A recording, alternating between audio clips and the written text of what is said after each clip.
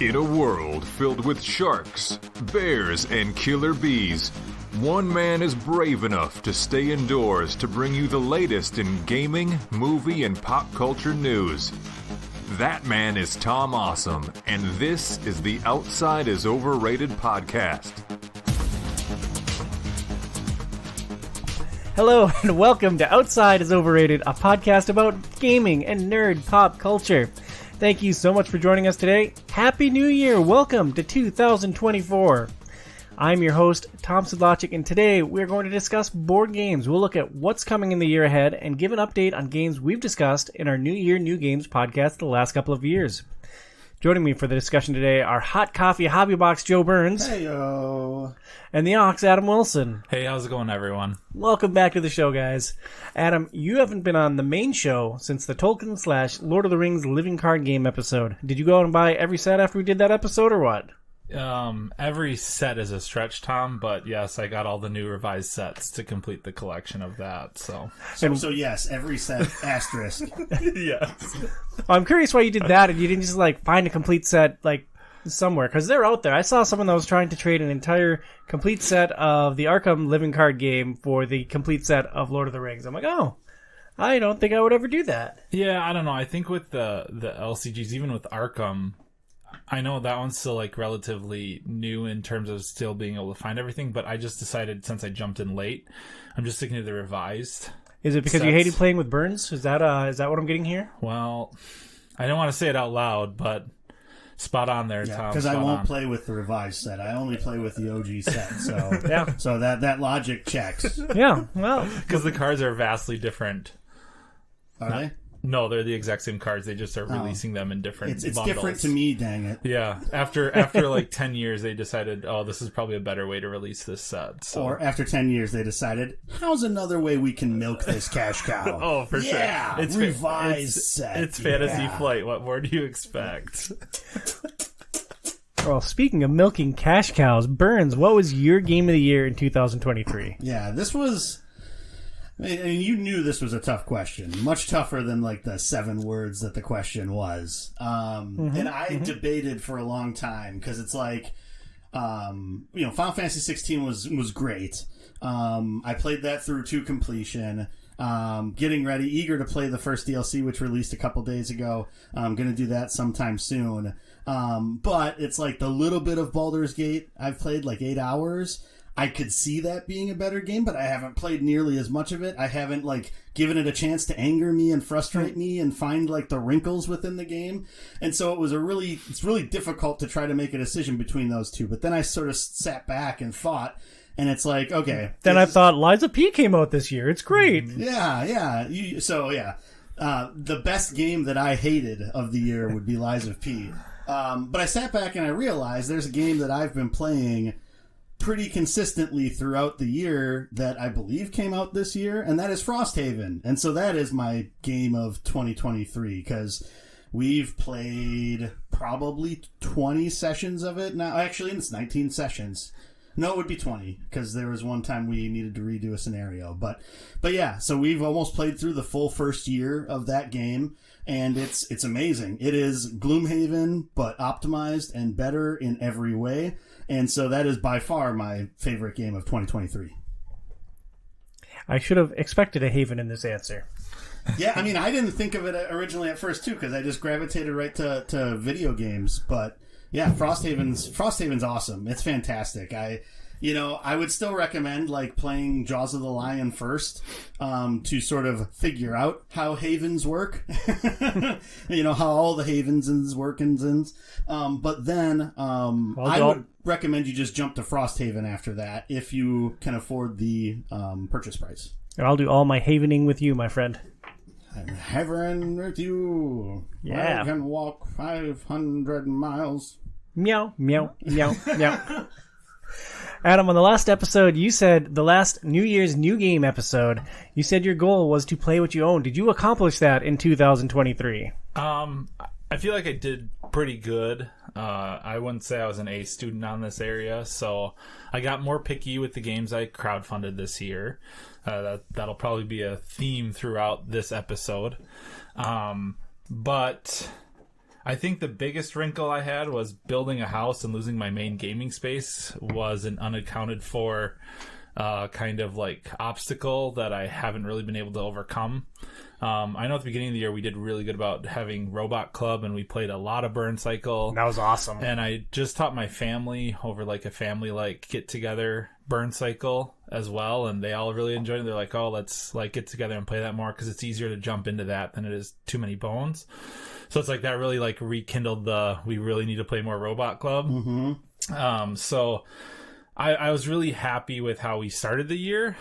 Just this whole like Adam building a house thing has kind of ruined the last half of the year. Well, and it's really hard to play what you have when 75% of what you have is in storage, right? I would probably say 90% of what I yeah. have is in storage, yeah. And so, yeah, it's tough because I only have so much at my disposal. So, like, what's interesting is, like, things like the Lord of the Rings LCG that is easy for me to throw onto a desk, aka my work desk, because that's the only space I have to play, are the things that I'm playing. So I'm reading through the rules, which isn't very extensive, but just having a kid and building a house and all the other things of life.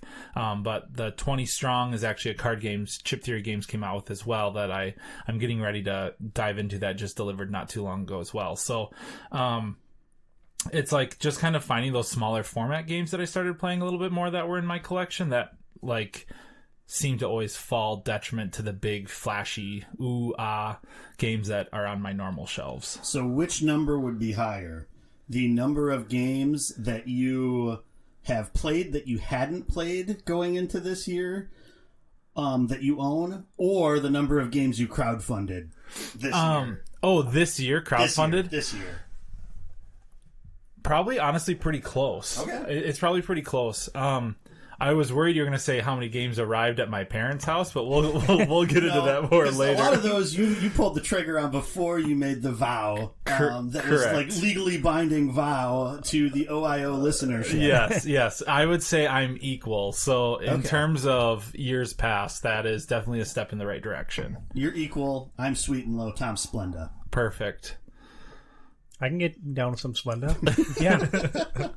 Before we jump into our main discussion, we'd like to thank our sponsor, Premier Health. Check out their website at premierhealthmn.com. That's premierhealthmn as in Minnesota.com. If you enjoy this content, please support the show at patreon.com/OIO. That's patreon.com/OIO. Your support helps provide all of the media that we talk about on the show. If you enjoy our sparkling personalities, you can follow us on social. Email the show at overratedpod@gmail.com. That's overratedpod@gmail.com. Follow me at TomSidlocicOIO on X, Instagram, and TikTok. Follow Joey at HobbyBoxBurns on X and twitch.tv/HobbyBoxBurns. You can follow Adam at Ox's Auditorium on Instagram. You can also follow the show at Facebook.com/OutsideIsOverrated.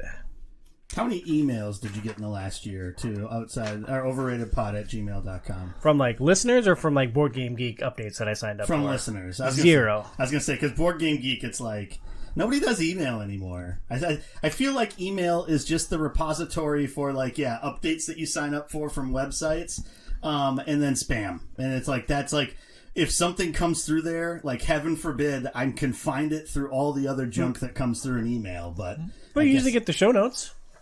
That is true, because otherwise it's like a crapshoot as to whether it shows up in the way that I have docs filtered. So that is true. Yeah, good stuff. Yeah. Yeah. But that is also an update every now and again that I miss and have to go back and try to find. Or you didn't send it, and then that's... I always send it. It's always on you, Burns. Sorry. We'll start our discussion today by looking ahead. What games are we excited for, and what have we backed in the last year? We picked a handful of games that we're excited for, and then we'll wrap up this segment with a lightning round, talking about just last couple ones. We'll start with a game that Burns wanted to talk about, The Elder Scrolls Betrayal of the Second Era. We did discuss this last year on this show. Published by Adam's darling Chip Theory Games. Designed by Josh Carlson and Michael Germs. Gurnus? Probably Gurnus, yeah. Germs. No wonder they never got back to you, Tom. I have a line from my printer, so like I can't really tell what letter follows the GE. Dear Mr. Germs, we'd really like you on the podcast. Will you please tell us stuff and show me your workspace? Oh, too funny. The theme for the Elder Scrolls Betrayal of the Second Era is Skyrim meets Too Many Bones. It's a 1 to 4 player cooperative adventure game with customizable combat styles, quests, gear upgrades, and dungeon crawling. I'd like to say it's more like Oblivion. It's like all of them, you guys. It's just Elder Scrolls. Oh, I don't know about that. Is it Morrowind? Yeah, eventually. I don't know if it's. I've been trying. Okay, eventually. Well, I was telling Tom before we started recording. I've still stayed away from this one. I kind of want to treat this one like I had too many bones experience for myself, as not really knowing what I'm jumping into, especially with the claims they made with the campaign being the most ambitious game, supposedly. So, yeah, I mean, so the way I approach crowdfunding is a little bit different than you. I think also is that I'm more of a Ron Popeil, set it and forget it type of person. It's like once I make a decision, I do what you're doing now. It's like I don't want to see anything else about this. I want to experience it when I get the game, because that's a lot of what the fun is. And so I went into this not planning on backing Elder Scrolls because I knew you were going to buy it. I also found out, I think before I decided to back it, or else we backed it at the same time that Dunham also backed it. And so it's like I knew someone was going to have access to the game, so I really don't need to get it. And we've done that we've had kind of that agreement where it's like, oh, okay, Adam's going to buy this, so I don't have to. Joe's going to buy this, so I don't have to, kind of thing. Yeah. And now you hate each other, so you backed it too, or what happened? Yes. It's like Adam's got this new house he's starting to work on, and it's like he just doesn't talk to me anymore. What a jerk face. Such a bad friend. But so as the project was ending, though, I decided to look through it, and 3 aspects of it swayed me towards backing it. So the first one was the combat systems. Now, the actual combat itself, so like the way that everything works is very similar to add your chip theory game in here. A lot like Too Many Bones, really, where you got your chip that's your character, chip that are your enemies. They have the health stack underneath them for how much it takes to kill them. You've got your mat that's going to have all the little dice in it that you've earned so far, which are your abilities. So that's pretty consistent to what chip theory games does. What's interesting about the combat system for Elder Scrolls is that, or are we supposed to call it bows for Betrayal of the Second Era, or Botsy? Is that what we're supposed to say? I like Botsy. I think you can call it whatever you want. So for Botsy, the thing that's really interesting is they have 3 different styles that the encounters can take. So you're going to have your clashes, which is a larger scale map, but it's like a set map. So you see the map right at the beginning, and then you'll have a group of enemies that are on there. I think it could be waves of enemies that can come out. And a lot of these aspects, so like what enemies you're facing, what treasures are going to be on the map, are all sort of randomly generated from the decks for that region. And so that all gets placed out. You go through it, you fight it, more stuff will come out possibly. The thing with clashes is you can't like leave them. Once you've committed to it, you're like committed to it.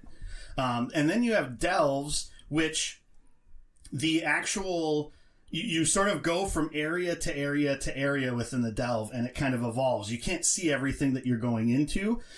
Pieces come out, and every sort of new area that comes out is sort of randomly generated from, what this deck is that you have. And then the enemies and the treasures that pop up are also randomly generated, which I think that aspect of it being randomly generated is really neat because it matches sort of the procedural generation of the video games, and how they operate in a lot of ways. What I picture in my head is kind of like randomly generated Gloomhaven. Like the tile comes out and like all this stuff goes on. Is that accurate? Is it more like Betrayal at House on the Hill where you're just flipping a tile and you get a little bite-sized piece? Or is it going to be more... So for the delves, it's more so a smaller chunk from what it looked like in the pieces that I saw when I was looking back at what I was looking at today or yesterday. And so... It seems like it's like piecemeal, almost like if anybody's familiar with Warhammer Quest, which is similar to Betrayal, where it's like, okay, I'm going into a new room. We flip what's in there then. Flip that card, lay out the map tile, lay out whatever's in it, and then keep going forward. The Delves, once you get to a point, you can always back out. That's the other difference between the clashes. So it's like, okay, you have that push your luck mechanic where it's like, do I keep diving into this to try to see what else I can find, or do I back out now? And then you have dungeons, where the dungeons within this game, which is the third encounter style, those are all a predetermined sort of area that is for each of the regions within Elder Scrolls. So each one has a specific dungeon. But depending upon the quest that you're on in there is going to vary what you're actually doing while you're in there, which I think is also really neat. And I believe that it still comes out kind of piecemeal. It's just instead of the delves where it's random as to what you can go into, if you went into this dungeon before, you know kind of what that next room's going to be. It just might be different things in there based upon the quest that you're on at that time. And so that is a really cool aspect of how the combat is within this game. And that leads into my second point, which is replayability. So the mixture of those three pieces, also looking at the fact that you have 30 different main quests that you could be going on through that. And each of those main quests can take like multiple encounters to get through. And then you also have 15 side quests. It's just really neat that you're going to see different aspects of each of these things. So even if I end up going into the same quest, like if I have to go into a delve for that, it could be completely different than the last time I did that quest. Or going into it with 2 or 3 players is going to change how things work compared to if I went into it solo. Were you going to also touch on by chance the creatures, how they change? Or do you even know about that? I'm not sure that I know 100% exactly how that works. So just as a generic example, they also have it to where like a wolf can be in Black Marsh or can also be in Skyrim. Okay. But the wolves in Skyrim obviously have different traits from the region they grew up in. So they have these like generic symbols that according to the region they're in, creatures can also change and morph their abilities. Interesting. That sounds like it'll be a lot to stay on top of when you're running a game. Yeah, just Excel sheets everywhere, pretty much. Yep. Awesome. Yep. Sounds like a normal chip theory game. Yeah, it's going to be interesting to see exactly how it all kind of comes together on the tabletop, I think. But it's just super, like that replayability aspect of it is super intriguing to me. Well, how much does replayability factor into both of your decisions to buy a game? Because, like Burns, I imagine this will be what you bring to the table with your Gloomhaven group after Frosthaven is done. Like, I just see this as the perfect fit for that. For me, like, I'm happy to play a campaign game, and one of my goals for this year is to play through a big campaign game, and we'll talk about that a little bit later. But, like, replayability doesn't move the needle much for me. So, the thing about, like, campaign games that I've found out is that once you start playing a campaign game with a group of people, you that game is locked to that group of people. Mm-hmm. As you found out with Gloomhaven, and nobody else, that kind of peters out with the group you're playing with, and it's like, okay, well, I guess I just don't play Gloomhaven again. Yeah, and my life sucks because of it. Right? Thanks a lot, Brian. And so the thing that I think I would be able to do with Elder Scrolls, or Botsy, Right, Botsy. Is that I can approach that where if I'm playing through that with a group, so whether it's the full Frosthaven group or if it's just Chewy, I could have a group that's going through a campaign there. I could be playing a separate campaign solo as a different character class in a different region with a different set of quests. And then if somebody else wanted to play a pickup game of it, I could do that too. As long as I can keep track of where everything else was at and could make that work or manage how that works, that is what is enticing to me about the replayability. And that because otherwise, if I'm playing, so like for Frosthaven, I wouldn't want to play through Frosthaven solo and then play through it with the group, because it feels like the decisions are going to be cheapened for me. Because then it's like, well, I'm going to have to take a back seat with the group and let them decide.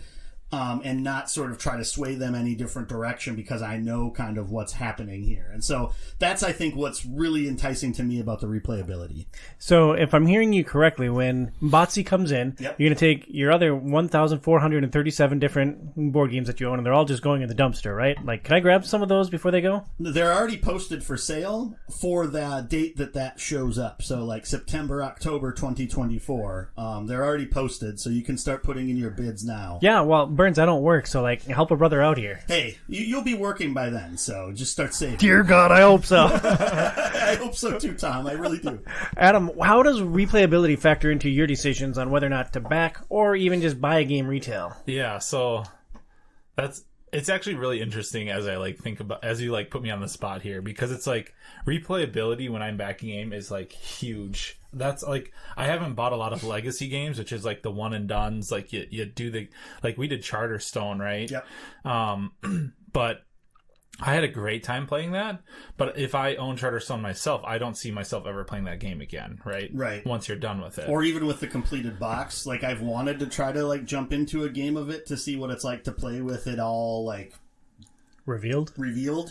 But it's not, like, that would be, like, 10th Right. on the list of, like, 9 other things before it that I'd rather play if I was getting together with a gaming group. So. Right. So, like, in terms of legacy games, I haven't played a lot of true legacy games for that replayability factor, and a lot of the stuff I buy doesn't have that. So, like, for example, Burn Cycle I love because it's like they're quick one-shots. But Quick is a generous term. quick one-shots for chip theory game standards. And so, like, the robots you have, all the different random stuff, like, changes it. So it's fresh for me every single time I play. So, like, I love that factor. But once again, another theme that's reoccurring in this podcast is, like, I need to play more of my games. And the thing is, like, my collection is huge at this point. And I do really good about culling stuff, but I gotta play it to know if I want to get rid of it or not. And then it's like I have all these, like, oh, I love these. Like, I think Anachrony is the best example. I've only played that at the board game, like, retreat weekend, and I love that game. And that game is fantastic. It has a solo mode, it has a co-op mode. The competitive mode is what we've played. It's amazing, and yet I play that, like, once a year. Yeah. And so it's like I have these collection of games and it's like I love these games and the replayability is through the roof on them, and yet I've played it 3 times. So replayability currently in my life doesn't matter, but it's a very high factor when I'm looking into crowdfunding, which is kind of interesting, I guess, is the long point I'm trying to explain here is replayability is not playing a factor right now, but hopefully as my retirement plan unfolds here, I will be able to play these games for years and years and years to come. Hashtag sleeve your cards. The youngest person here talking about retirement plans. Oh yeah, you got to plan ahead, Joe. My You gotta, sweet summer child. you gotta plan ahead. He's the board gamer of summer over here. What's the stretch pay deal, Burns? Yeah, so the real reason, probably the reason that tilted me into actually backing it, because all the other stuff was like, yeah, that's great. I wasn't really wanting to drop $400 down, in August or whenever the heck June, whenever it was that it finished, to buy that game. And so the one interesting thing, and this really isn't a chip theory thing, this is a GameFound thing, is GameFound has the ability to do stretch pay. So instead of paying the lump when the game is released, you can stretch it into 10 payments. I think it can vary depending upon how much the game is, as to how long how long the term is of it. But basically, then you're just making a payment every month for X amount of months to pay off what your backing was in the game. And so, yeah, that's worth $40 a month for the next 10 months. Yeah. As opposed to digging into the savings or, eating down the checking account and saying, yeah, I'll just dump $400 right now on this. That was a little bit harder pill to swallow. So that's one of those things I think that's super enticing. And that's one of the cool things I think about GameFound is the ability to do that. And that, was the difference in me actually spending my money on this game with them. So I think it's a good marketing tactic against Kickstarter. Yeah. It can be a double-edged sword, I think. Oh, yeah. But the real question is, are your 10 months of payments done yet? Almost. I think there's like 2 more left. Okay. Yeah.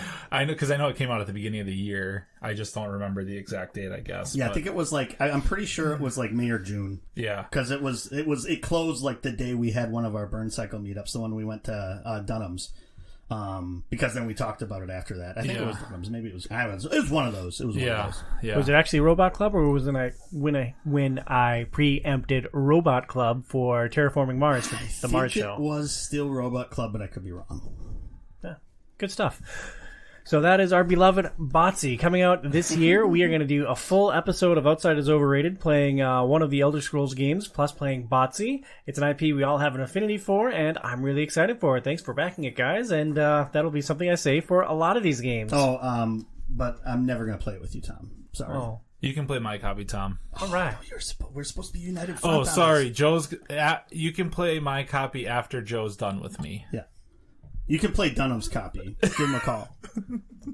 Dunham and I usually text. Give him a text. Yeah.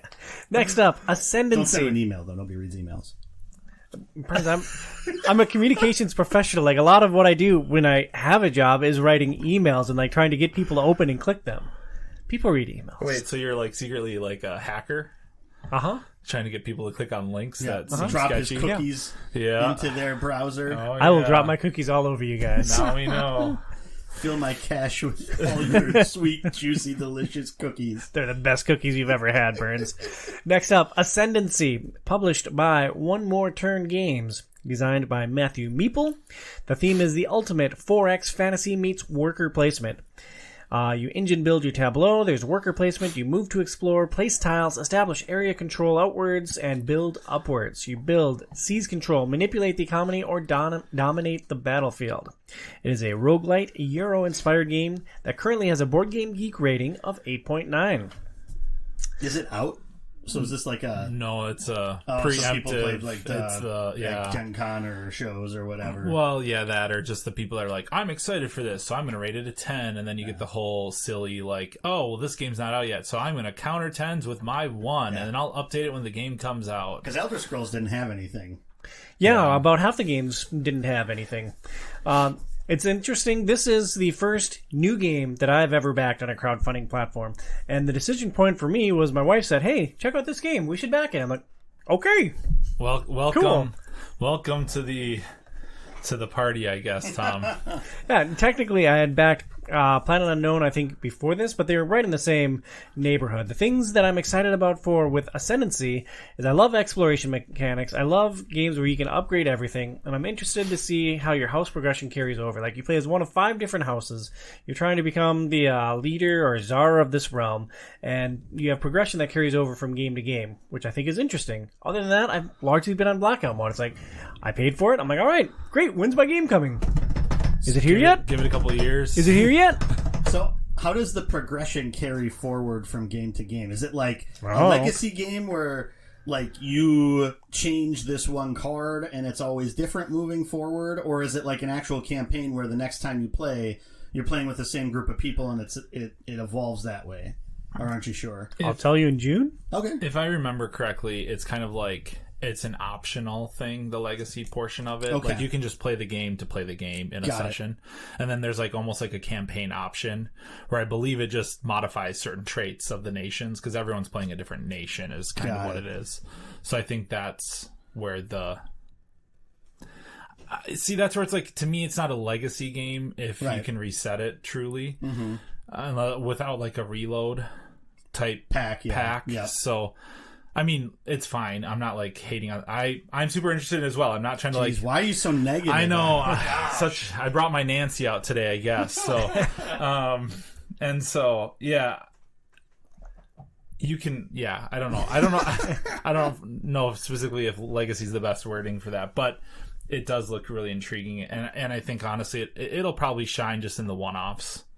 I don't think I own many 4X types games. I enjoy them, but like when I think of 4X, I think of Board Game Weekend when we played a whole bunch of them back to back to back. And so I feel like this is a little bit more in your wheelhouse, Adam. But I'm getting it. Oh yeah, I got to get my 4-time scratching going on there. So I mean, you have Twilight Imperium 3rd edition, right? Or did you get rid of that at some point? No, it looks fancy on the shelf, so I'm going to keep it forever and always. Yeah, Rudquist likes to give me crap about it. It's like, Yeah. No, 4Xs are my jam for sure. I love 4Xs. So, definitely a...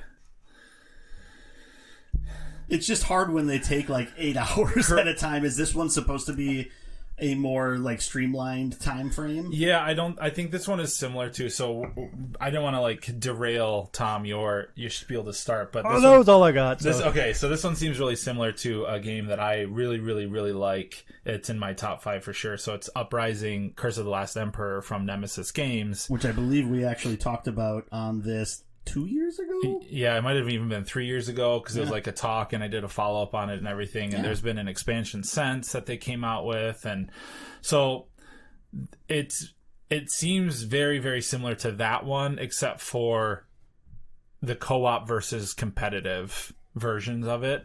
I guess just to like, I did back it at the basic game level. I just got the base game, standees, nothing fancy. All in for this guy. Yep. Woo! Yeah. All in, huh? Yeah, all in was pretty reasonable. It was under $200. Okay, yeah, the bundles were really, really decent. So it's just, there's like certain things, like when I look at it, it's like, oh, that is an awesome dice tower, but am I going to really bring that to the table, or am I going to bring my super expensive Wormwood dice towers to the table? So for me, it was like, I'm just going to use my Wingspan dice tower forever. Yeah, I'll use my Birdhouse dice game one. I know. Okay, I got a problem. We all know that. So, but yeah, I don't know. So it really intrigued me in the fact of like, I really wanted to play it and compare it to Nemesis, and that's what pushed, or not to Nemesis, to Uprising, just because it's like that game for me just struck so many, like, yep, this is awesome, this is perfect, this is great, and it was so similar. I just couldn't resist the urge to back it at some level. So I guess I compromised this year and went in at the just base game. But yeah, it looks awesome. It looks awesome. Yeah, and I feel like I did a terrible job of setting it up because like I plunked my money down. I'm like, all right, I don't want to know anything else until like I can look at the rules. No, I'm like that too. I have a hot take based on something you said. I think dice towers are more fiddly than they're worth.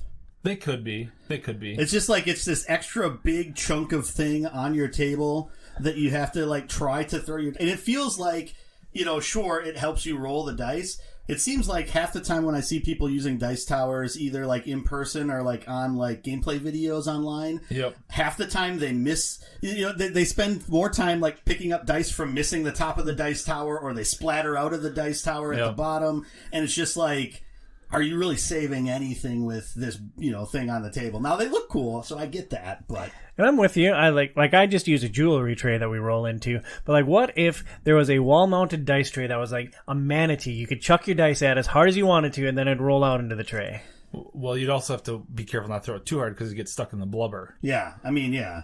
I don't know. I would not want like a manatee anywhere on my wall. So unless it was an actual manatee that I had harpooned and was able to have taxidermy. So, and you left the harpoon in it to be taxidermy. Oh no, yeah, that's the proof. And I could hang things off of it. It'd be like a coat rack kind of thing. Conversation piece. Well, to try to set up just like a gaming chair. Yeah, exactly. Just to get back to the topic at hand, to try to set up Ascendency a little bit better. So basically, there's different nations, and they're all kind of themed. So there's like a pirate style themed one. There's kind of like an aristocrat style themed nation, and they all have different kind of special heroes that you can unlock. So you're progressing your civilization through just trying to do a worker placement through different stages. So like within one round, you're going to have different stages, and then you have progressively stronger workers. So in the first stage, to think of it, it's kind of your like worker bees, your peasants, how I don't know the exact term that they used, but it's like that person can only be used in stage 1. But in stage 2, you have workers that are assigned to that stage, but they can be used in stage 1 or 2, and that progresses through. So you have these like specialized workers, which is like a really cool mechanic that I love in worker placement games. And then you also have this like fighting bosses, and you can scout or you can just blindly fight, which is a whole other dynamic and strategy as well. Interesting. Just thinking about the workers and the different seasons that they can be placed in, that made me think of what is the Stonemaier wine Viticulture. Game? Viticulture. Like it feels very viticulture-y to me. The Dark Souls of winemaking. Exactly. Yeah. Yeah. So, and I don't know if it'll suffer from viticulture's not downfalls, but maybe speed bumps, which is going to get brought up later in the podcast today as well. I wanted to touch on it a little bit, but yeah, I don't know. It's very similar to that with the seasons and things like that, where it's like, well, once you pass that phase, you can't go back, so you plan ahead. So Interesting. Well, Ascendency, I am glad that I backed it. My first new project that I've ever backed. I'm glad you backed it too, Tom. Yeah, hooray! I'm a big boy gamer now. yeah, I'm I feel legit. like we're finally wearing off on him. Not only is he backing games, he's backing 4X games. Yeah. So I feel like my influence is really streaming across this desk right into It you. only took like 3 years of doing this to sort of finally get you to one of us. One of us. One of us.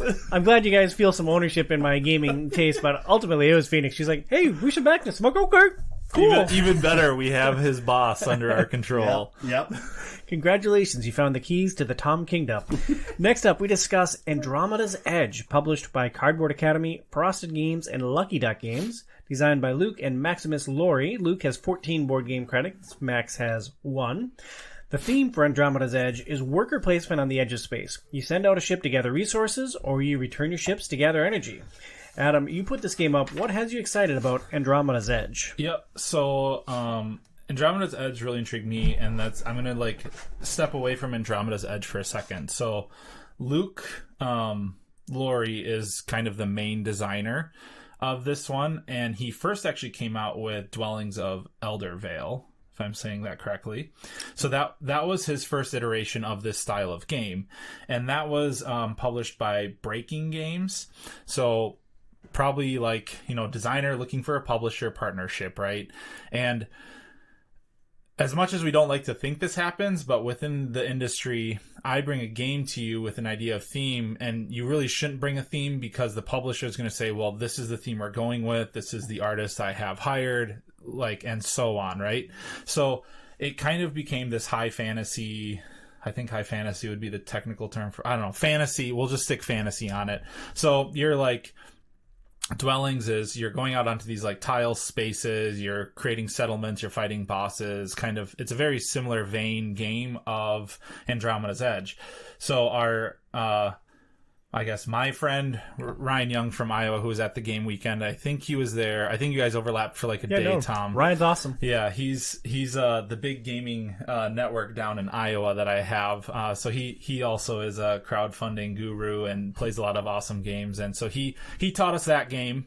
One time he came up from Iowa. I think Joe, were you there that you played Dwellings as well?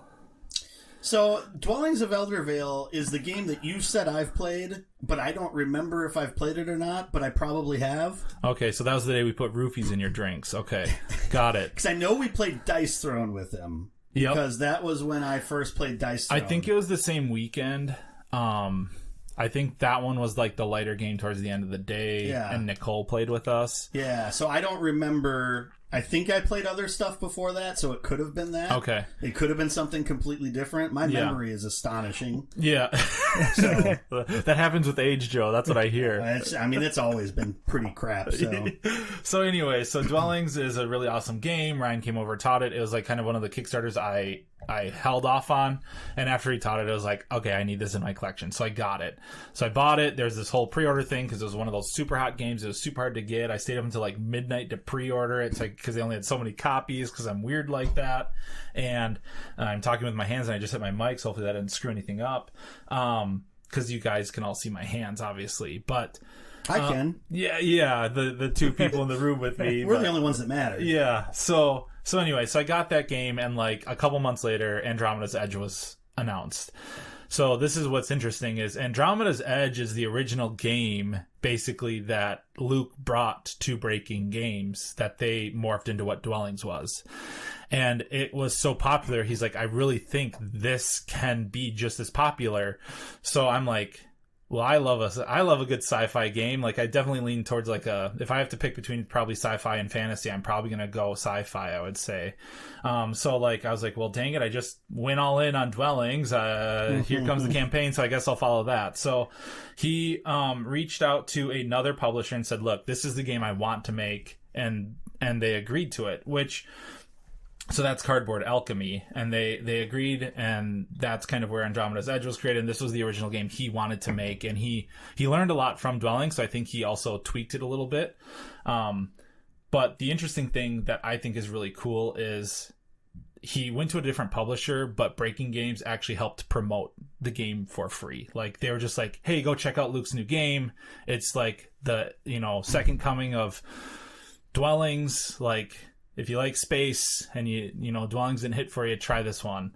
So, but yeah, it's nothing too crazy. It's, you got spaceships, you can build up new ships, you can build new ships, and you send them out into the universe, and you just try to be better than everyone else. Nothing too crazy. I disagree vehemently. There is the Draconaran Flamekeepers. One of the factions that you can be in this is a bunch of cute little cartoon dragons on a ship. Like, I call dibs on the Draconaran Flamekeepers forever, for all time. So that's actually from another game that Cardboard Alchemy made, which is called Flamecraft. So that's supposed to be like a family weight dragon kind of game. I'm going to go buy it on Amazon right now. I'm like, yeah, so I'll call it similar to maybe Creature Comforts. Like, not exactly in that vein, but it's like a lighter family game. So then, yeah, they took those cutesy little dragons and made them a faction. And are they like the most bloodthirsty faction? Like, they will be. Yeah. If Tom plays them, yeah, for sure. They will always hunt down and kill to a man whoever Pat's faction is. I will eradicate them from the edge of Andromeda and every other universe that he has infested. Yeah, so I feel like I talked more about Dwellings than I did, but I think the process was just interesting on how that evolved, and then to see like the support from another publisher, I think is really cool to see. Like, I think everyone in the industry kind of needs to help lift each other up, especially after, like, I still hear like of things falling out from like the whole COVID phase of board gaming, and companies are still turning belly up from that and still trying to just like hang on. So to see something that was post COVID that both publishers were like happy to work with this designer on and promoted it, it was really cool to see, I think. You heard it here first, folks. Global pandemics can cause lots of problems for a long time. Back to you, Tom. Thanks for the breaking news, Birds. Another thing that I thought was interesting about this game is you're building up your bases or your settlements. Like, you're actually adding to the figurines on the board. Like, you start with a little base, and then you add like walls around, and then you can put a cube in it. And there's, I thought it was interesting how you build out your settlements. Yep, and that's very similar to Dwellings, is you have like workers that go out and then you decide to turn them into a hut, and then you can like, wow, Joe, you really like, don't remember that you're day. Turning people into a hut? hut? Like the little meeples, literally you take like the little hut thing on top and you like put it on their head and it turns them into a house. So like literally just like a house made of flesh. Like literally. This is a dark game. Yeah, like. How do I not remember it? Just wait until these dragons pop in, dude. This is like the Boltons. Take your meeple flesh and throw your poof on top. Yeah, so that's where it's like the two games are very similar. So I think what's going to be interesting is it's definitely going to have one of these come to Jesus moments for my collection on, do I really need both of these games? Yeah, I'll take your trash. Yeah. So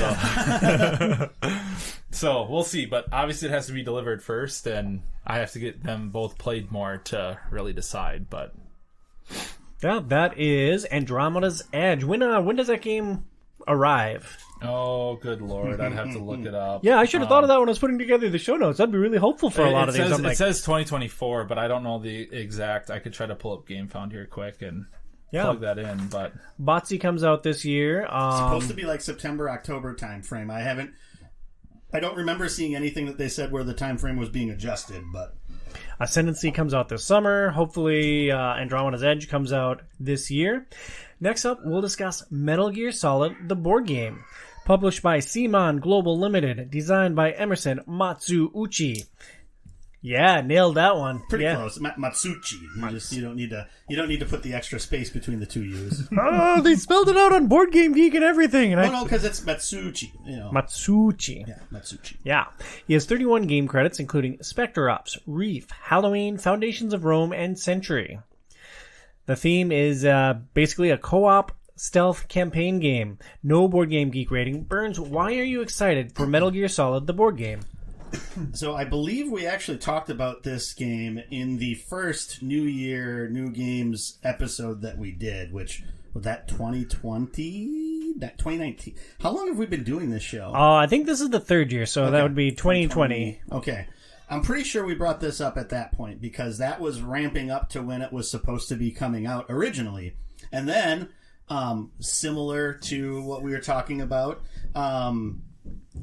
there were licensing issues with the game, and the company that was making it, IDW Games, they actually closed down that function. IDW closed down the gaming division of it, and so the game basically got canceled at that point.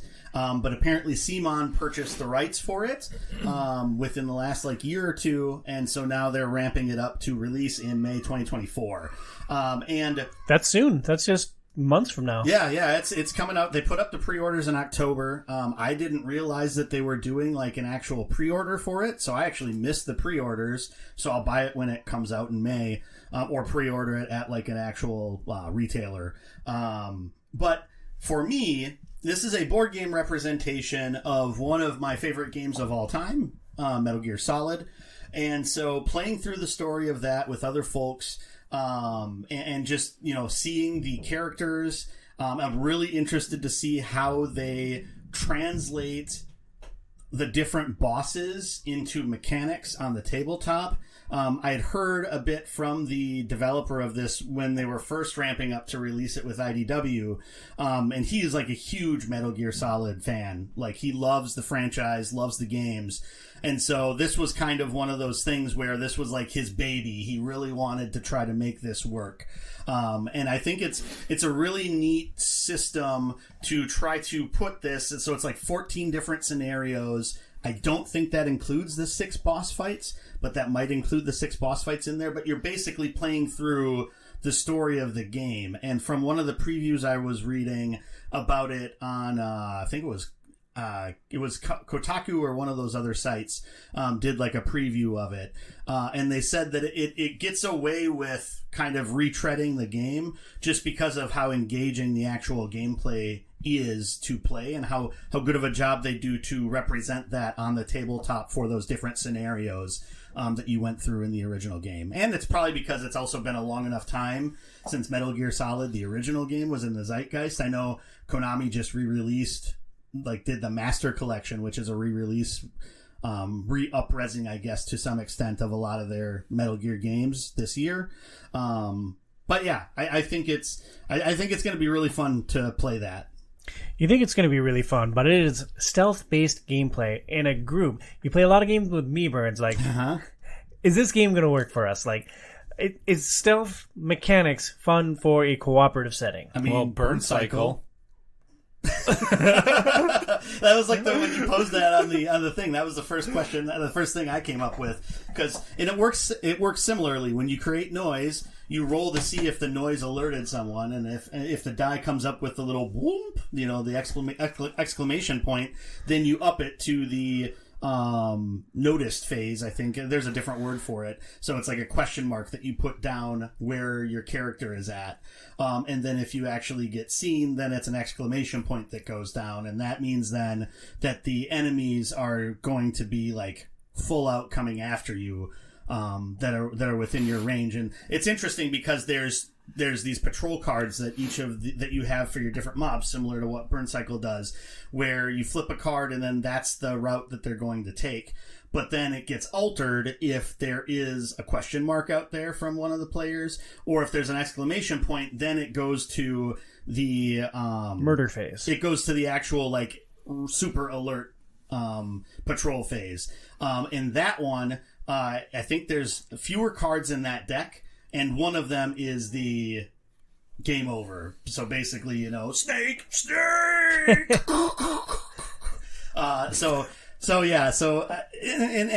it just seems like it's a really cool thing. You're going to have to go into it knowing that you want to do stealth, and then if something gets alerted, you're going to want to take it down. And then you're going to want to hide the bodies, basically, to do it. Each of the characters has different abilities that they have. The main characters are going to be Snake, Meryl, Otacon, and then Gray Fox. And so you have that. There's the different types of enemies that you'd be facing within the game. Most of them are kind of your typical grunts. There's cameras that you have to be paying attention to where those are at, within the map too. And then, you have your different bosses. So Sniper Wolf, Ocelot, all those from the original game, Psycho Mantis. I'm really interested to see if they do anything kind of crazy with Psycho Mantis, like what you had to do with the original game, because that would be... I'm trying to think of what a board game representation of that would be, but that just would be take the board, rip it in half. Incinerated. Yeah. Your chair starts vibrating. No, in order to continue, you have to pack the game up and then reset it up. That'd be kind of like pulling out your memory card and... Yeah, or putting your controller in the other port. Oh, yeah, that's how it was. Yeah, right? you'll have to sit on Adam's lap to progress. Put your memory card in another player's port. How bad do you want to win this game, Burns? No, it's whatever for the mission. And it sounds interesting, and Burn Cycle is truly a gem and one of my favorite games. I have a little trepidation with this, with the cameras, with the patrols. It's like, will it really all come together? You get to hide in a cardboard box, which is the power fantasy that we all love from that game. And that the mini that they have for it. So yeah, each of the characters and each of the enemies are miniatures. I mean, of course, it's CMON. It's a game. They're going to have miniatures. With the pre-order, you get a massive Metal Gear Rex miniature. So I'm really hoping I can get my hands on that. Not that I really need it. But you need it. Kind of cool. Because it is like, yay big. Like classic 5-6 inches big. Yeah. Or come on, or whatever they are. It's not like... It's only $100 for the set that comes with that. Okay. Which, I mean, you're looking at what Galactus alone was like $500 for the Marvel Zombies, and the Cthulhu one before that was insane. And so it's not crazy expensive like those were, but then again, those are like massive models too. Yeah. But yeah, and they didn't take it to Kickstarter because it's already a pre-designed game. They didn't have anything to add other than the Metal Gear Rex model. It's like, it's pre-order, $100. Otherwise, I think at retail it's going to be $60 or $70. Have at it. So interesting. So yeah, it looks intriguing to me. I'd be interested to see if this does really well. If they go to the well again and make MGS2, and if they keep kind of going down the line, I'd be especially interested in how an MGS3 board game would be, just with like the actual like food and hunting mechanics and stuff in that game. I think that would be really neat. And then for MGS4, it's just an app-based game where you just watch a movie for 4 hours. That would be good. That'd be the infinite troll, right? That would be perfect. So I don't know. I'm super intrigued. I've been excited for it. It fell off the radar for a while, but it's coming back, and I'm interested to play it. It's one of those that you can play solo, and so it's something where if I can't get people together to play through the entire game, I might play through it solo and then pick out what are the most fun missions and then play those with people. Because I think trying to go through 14 scenarios with the same group of people would be something that would be difficult for a game like this. Because I also kind of see what you're saying in that I don't know, it would be kind of a fun, novel approach to play a couple of missions and a couple of boss fights with the same group. But trying to play through all of it with the same group, I feel like that would kind of wear on you a little bit. I just have to say, within the last 24 hours... playing a game solo has come out of both Tom and Joe's mouth, so I feel like my job here is done. Just wait until we get to my final big topic of the day. Yeah, you're gonna be super proud. I know. So it's like sometimes you feel weird about it, but honestly, it's a great way to get through a game, and it's still like just as enjoyable, I think. The weird thing for me with the game that you're talking about was like not talking while playing the game. It's like I'm just moving my pieces, I'm doing the things. I'm like, this is the strangest board game experience for me because like. You guys have the joy of playing games with me. There's always a commentary. I always have something to say about something. Yes. I mean, you can talk to yourself. Yeah. Oh, I did. I was just trying not to sound like a crazy person on the podcast. Thanks for calling me out. That was Metal Gear Solid, the board game. Pre-orders are available now. You don't have to do a big, fancy, expensive crowdfunding campaign for it. Next up, we go back to Adam with Dragon Eclipse, published by Awaken Realms, known for the Nemesis games. Designed by Camille Sanex Ciesla? Sure. Yeah. Sounds good. They've also designed The Great Wall, Tamashi, Chronicle of Ascend, Siege Storm, Siege Mode, and Bees, The Secret Kingdom. The theme for this is a collectible card game in a box. And then, reviewing the crowdfunding campaign, I'm like, I don't know what this thing is. Like, okay, it's card-based. Yeah. The end? Like, what is Dragon Eclipse, and why are you excited for it, Adam? Yep. So I'm a child of the 90s, so I grew up with Pokemon. And this is really like Awakened Realms' attempt at like, I don't want to say adult because it's not like 18 plus, but like a more mature themed Pokemon style. But it's kind of interesting because I say more mature, and then it's like honestly the dragons are kind of, some of them are kind of cutesy in it. So the ones you start with. So I love cutesy murder dragons, man. Yeah, I'm in. So, and that's what they are. They're cutesy murder dragons. But yeah, so it's It's weird because I got hung up also talking before we started recording again because I was telling you about this whole CCG in a box thing. So, well, the deluxe edition comes with foil packs, right? Like correct. that's an important thing. Can you use just the word boosters? Can you go to the store and buy these boosters and like really amplify your experience? Right. So no. So first of all, the CCG element isn't really a CCG element, which I don't know. So it's just a CG, just a card game. They're Correct. just using it as a marketing thing to try to give you what the feel of the game exactly. is, right? So the Disney's, and I'm gonna Lorcana. thank you. Yes, came out about the same time, and when that came out and it hit, and it was so hot, and it still kind of is, but I feel like it's maybe petered out a little bit. Lorcana's so hot right now. Yes. I've seen every board game, I think every other board game on crowdfunding campaigns had like, oh, and these cards come in a booster pack for no reason at all. So like the best way to describe this is the cards that come in the boosters are supposed to be unlocks as you're like leveling and evolving your dragons. And then they're like elemental boosts that you can use in the game. So let's take a step back here. So it's a 1 to 2 player game, mostly kind of one of those solo focused games you can bring someone along with if you know you want to. And it's going to be like the best way I can think of it. So games I've talked on the podcast before would be Hoplomachus, which is you're building your team of gladiators in that one, but then you mix it with like Tainted Grail's like story mode, so it's kind of like a choose your own adventure with like tactical battles is kind of how it plays out to be. It sounds awesome. So you're going to be like trying to find monsters, and then you can catch those monsters, and like you're literally like building a Pokédex, I guess is the best way to call it, but you're like it's Eclipse decks. Yeah, you're right? like you're archiving dragons. I know. But I mean that's what it is though. Like that's what it is.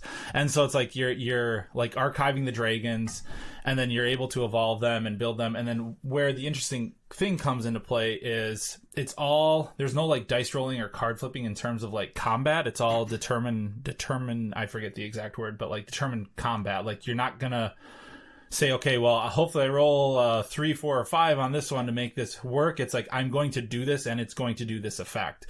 But what changes is the different dragons you bring have like either unique cards to them, or an element in which you can add to your deck. So then you're constructing your deck as like kind of the leveling mechanic in the game. And so you can then, what cards you're flipping out changes, and then how long those cards and elements are out on the battlefield can affect the different effects that you can then trigger. So it's like a mix of, so it's like kind of like a deck builder as you're getting the different dragons, and then that adds items that you can add into your kit as you go through it. And then it's going to be on a grid-based combat map, just like Hoplomachus, and every arena has different elements, just like Hoplomachus. So it felt very Hoplomachus meets Tainted Grail, because then the decisions you make in the game can actually affect the endings. Okay. And like it can also make some people maybe fight you or help you down the line. So like the decisions you make have an effect on the rest of the game. So you are consulting this giant booklet of what's going on in your story. And so it's like a campaign then? Like how long would the game be? It's a campaign. So like each session, I think they said is like 60 to 90 minutes you can play through. And then there's like save modes kind of like after each one of those. And that's kind of where it comes back to a CCG in a box isn't 100% real, because as you're unlocking those, whether you have the deluxe copy that you're opening boosters or you have the normal retail copy, at the end of that, all those cards that you're unlocking still just go back into the same cardboard envelopes as everyone else that bought the game, whether you have deluxe or not. Got it. So if how many different sessions would it be to get through like a run of it? Yeah, because you said it's like 60 to 90 minutes. They say 60, and I think when one of the reviews I was watching it, like they said it like maybe a little on the low side for them, which probably maybe as you play more, it was a demo. I don't remember specifically how many locations. I'm trying to look curious. Here. Yeah, I mean the adventure journal is over 200 pages. Okay. So it's pretty extensive. I'm going to guess it's probably got a tree where you make a decision, it goes one direction. So that another playthrough you could go the other way. Like an educated estimate would be I would guess probably that 20 to 30 hour mark, just Okay. like Tainted Grail is supposed to take. Okay. Now, given for me, it's like I'm not going to hit that 20 to 30 hour mark on Tainted Grail because I'm taking way longer. But yeah, I'm going to guess it's right in that realm of. Right in that Awakened Realms realm I see what you of did game there. there. So It's weird. So you said CCG in a box, and your description went completely the opposite direction of where I was going.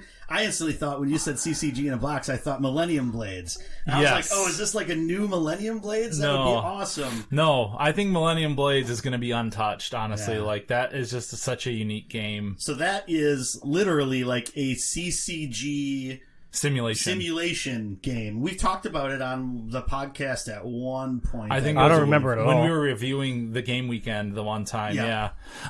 If we want, okay, let's just do a tangent quick, because why not, everyone? So Millennium Blades is a CCG in a box. So you have all these different like sets, just like any CCG like would in Magic, be. Yeah. Yep.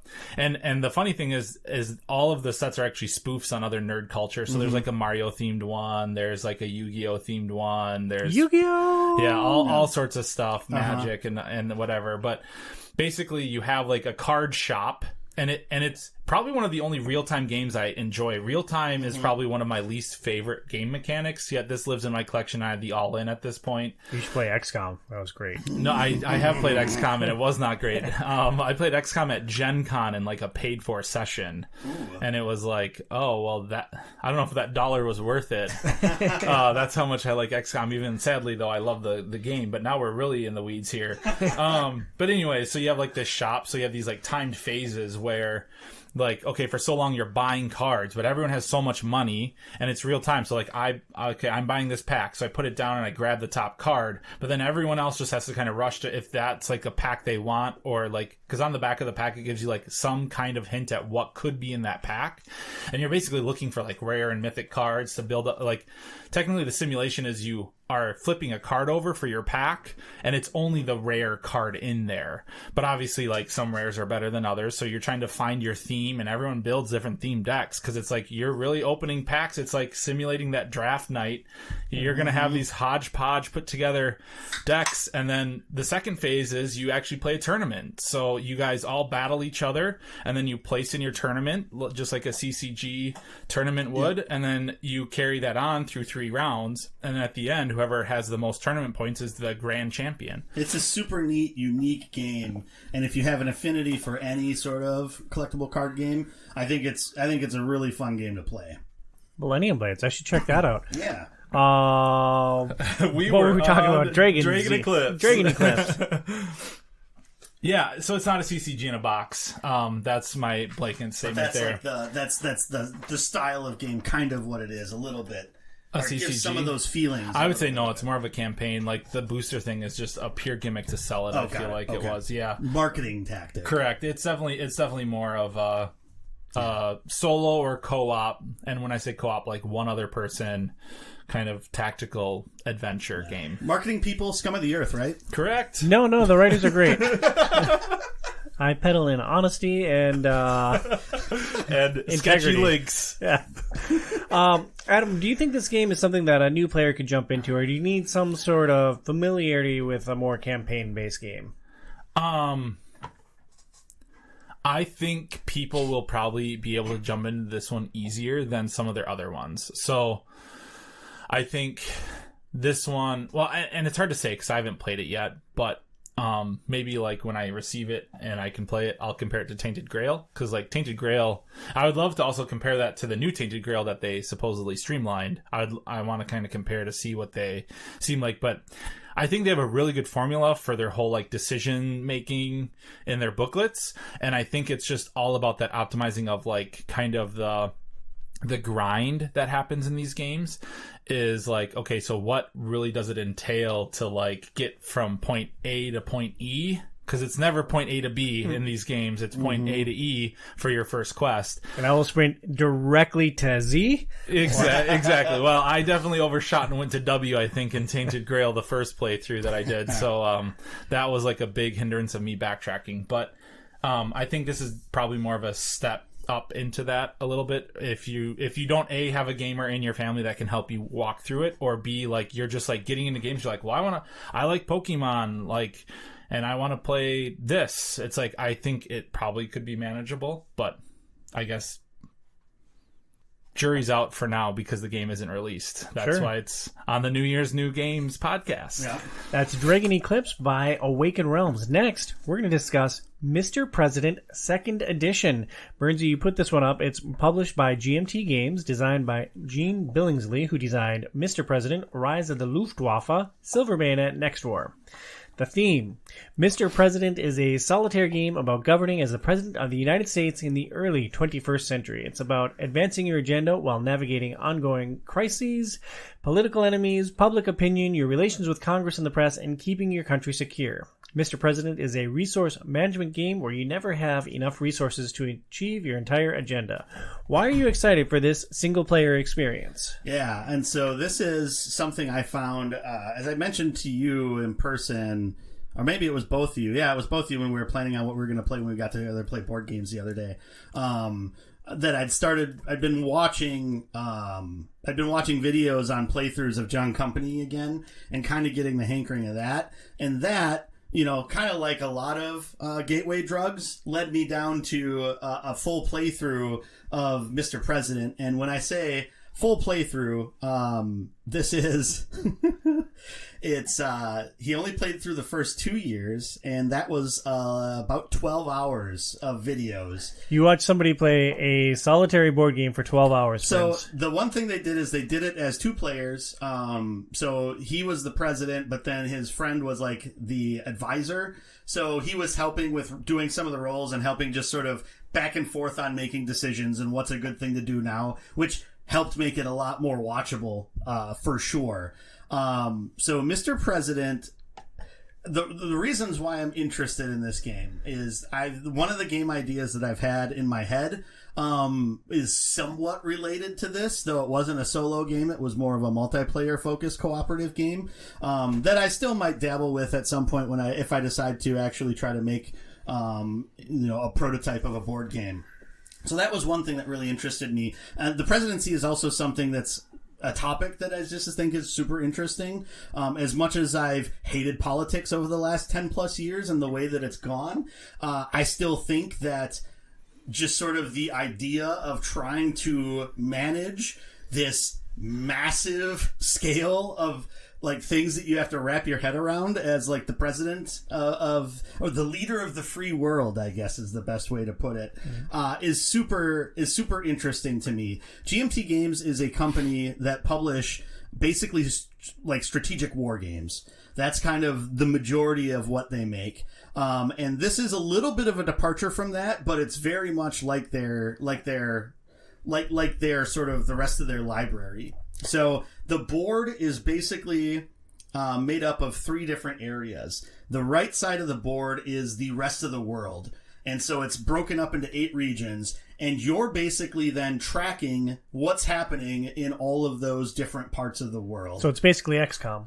It's kind of like that. And so what's going to happen is as the game progresses, there's going to be sort of the game activation portions that are going to cause random events to skyrocket. So there could be a civil war in the Middle East, and then there could be other tensions that are going up. There could be an economic crisis that causes crisis to go up across all these different areas. And so each area has kind of a bar along the bottom, which is showing how in crisis that region is in, and then a bar along the left side, which is showing basically how the United States is contributing to the stability in that region, and then that region's sort of alignment. So like how much is that region aligning with the rest of the world, like the global sort of area, or is it kind of spiraling into its own affairs and its own problems?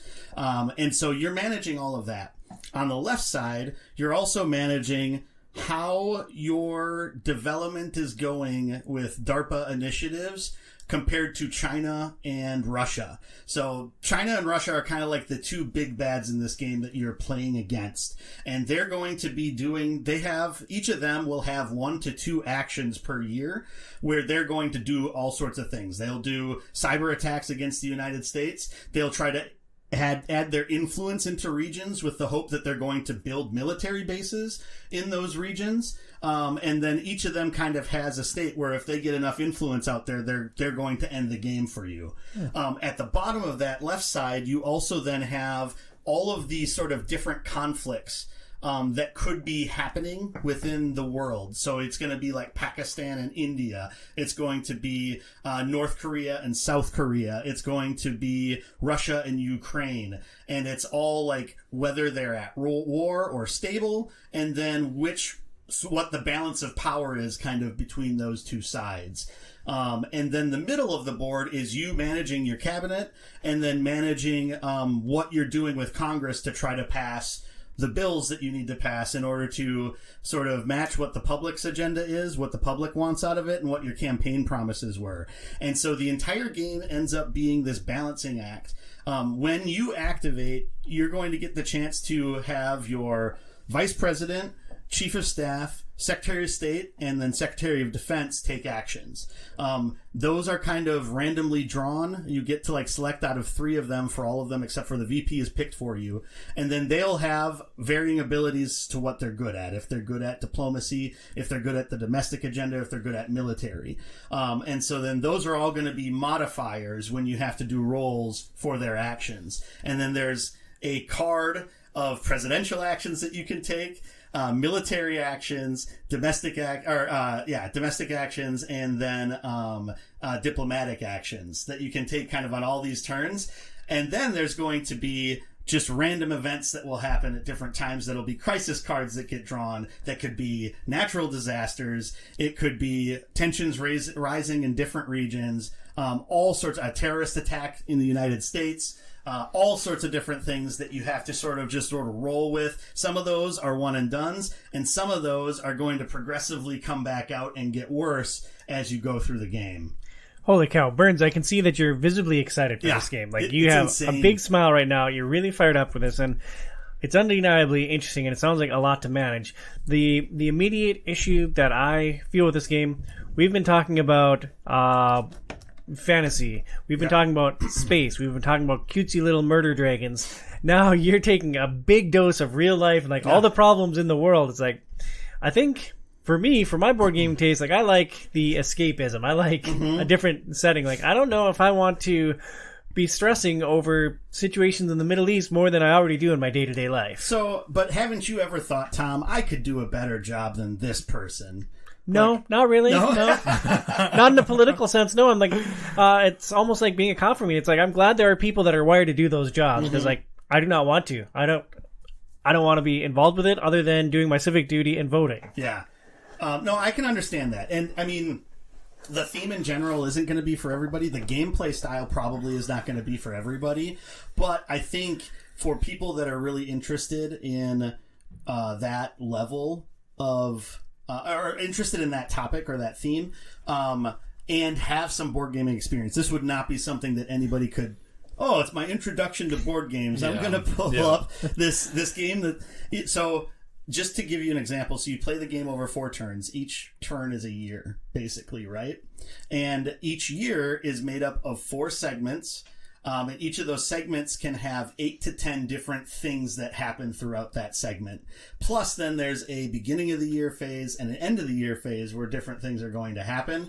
You're trying to gain legendary points, and you're trying to gain public approval as you go through the game, and those are kind of the win conditions. The loss conditions are if certain wars happen, or if China or Russia get too much influence, or if somehow you get impeached. Which is a possibility also in the game. And so, but it's just like, this balancing act of trying to manage all of these different things. The easy mode, so the playthrough I watched through, they played the first 2 years of easy mode, and they actually won at the end of the second year. But then normal mode is a much more daunting beast. And there's also a hard mode that I think the developer said they don't think anybody's actually beaten it. So, but it's just super interesting to me. This is the type of game that it's like, I would set up and have it set up on my table and whittle away at it for quite a while, and just sort of see what craziness happens. And that's intriguing to me. Yeah, I think I'm on the fence on this one. So, like, I'm with you, Tom. Theme-wise, kind of seems like a snooze fest. Mechanics-wise and, like, the interactions you were talking about, it's like I get super excited about stuff like that, too. Like, because I'm that, I don't know, mentally ill person that is just like, okay, so this reaction then causes this reaction, which then causes this reaction. Then you have to choose. And if you choose the wrong thing, it's going to cause 6 more reactions. And I'm like, oh, I want that game, right? Like, I love that mental burn after like a weekend.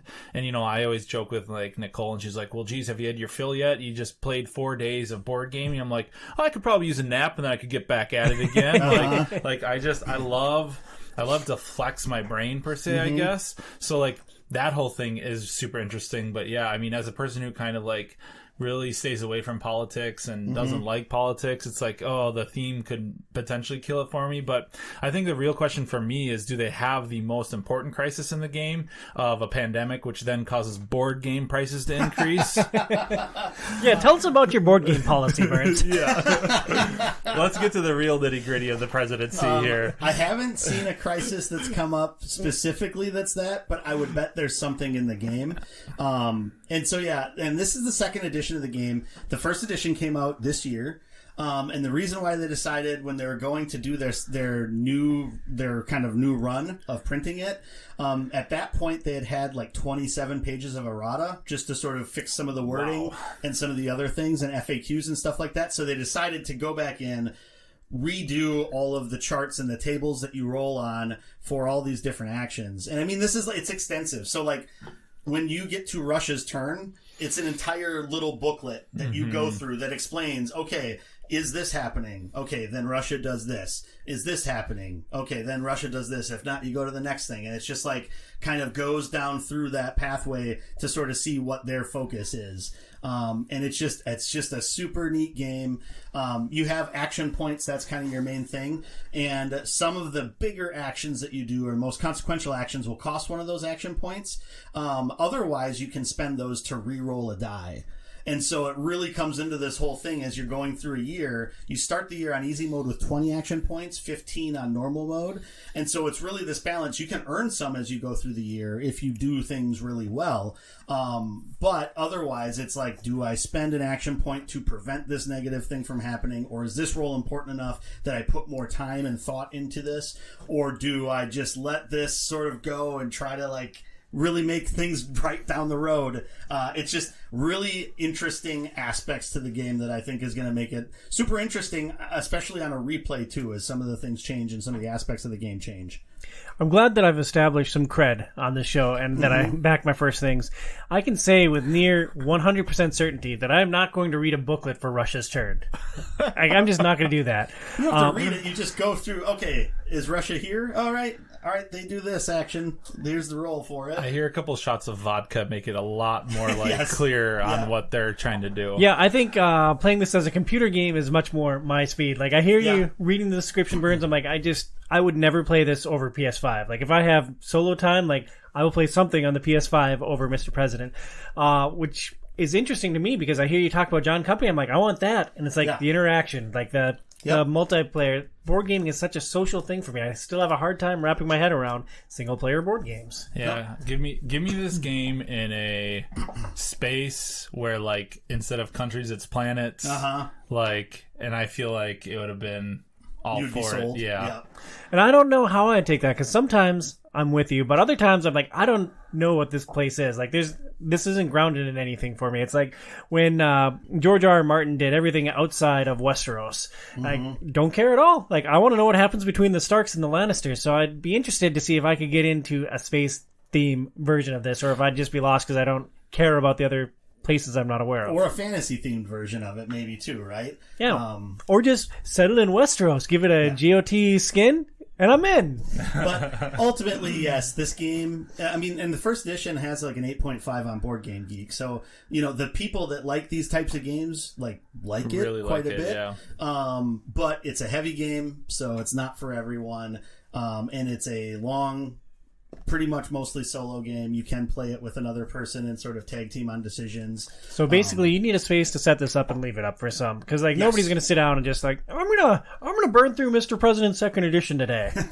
Most likely not. Like, and once you've played the game a bit, you probably can go a lot faster than like what they're doing as they're talking about everything. The video when he set the game up for the first time and explained it as he was going through it was an hour and a half.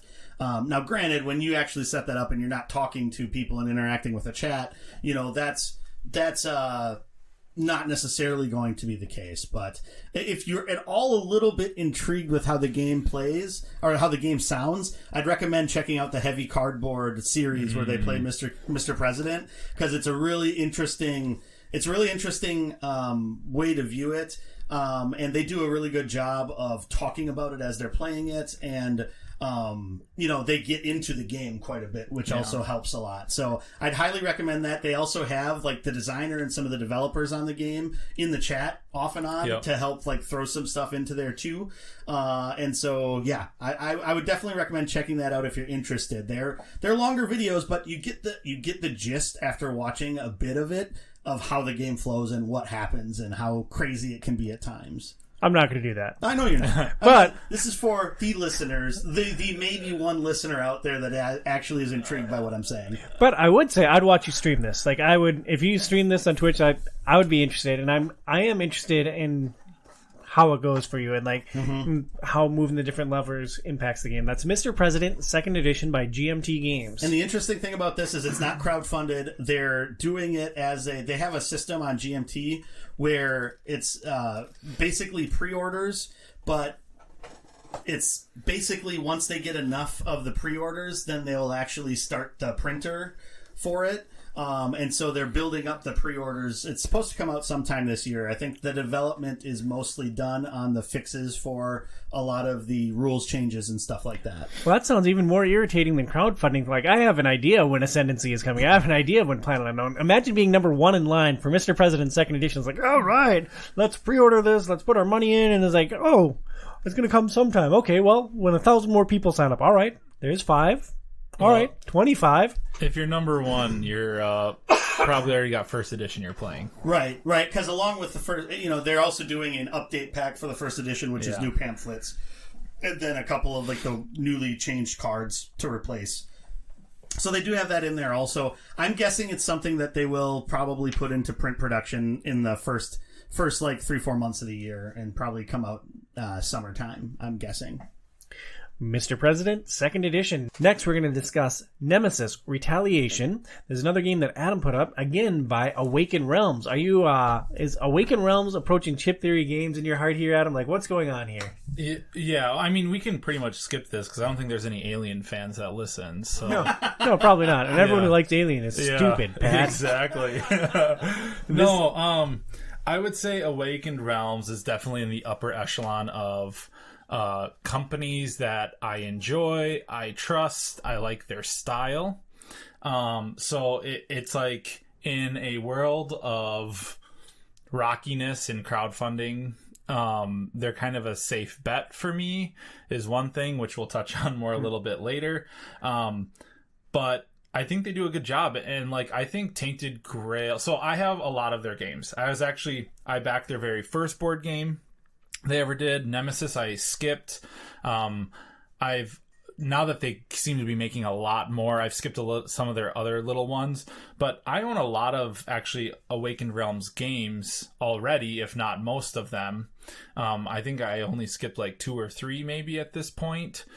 And I think Tainted Grail just really this last year punched them up a lot higher, because as soon as I saw those interactions, and every time I talk about it, I feel like I get goosebumps on how well they can tell a story and make you feel like you're in that story trying to figure it out for yourself. And I know this isn't that style of game, but I've played Lords of Hellas as well, which is kind of a one-off scenario style game, and I've enjoyed that, and I like their themes, and they just do a good job. So If it's not broken, don't fix it, I guess.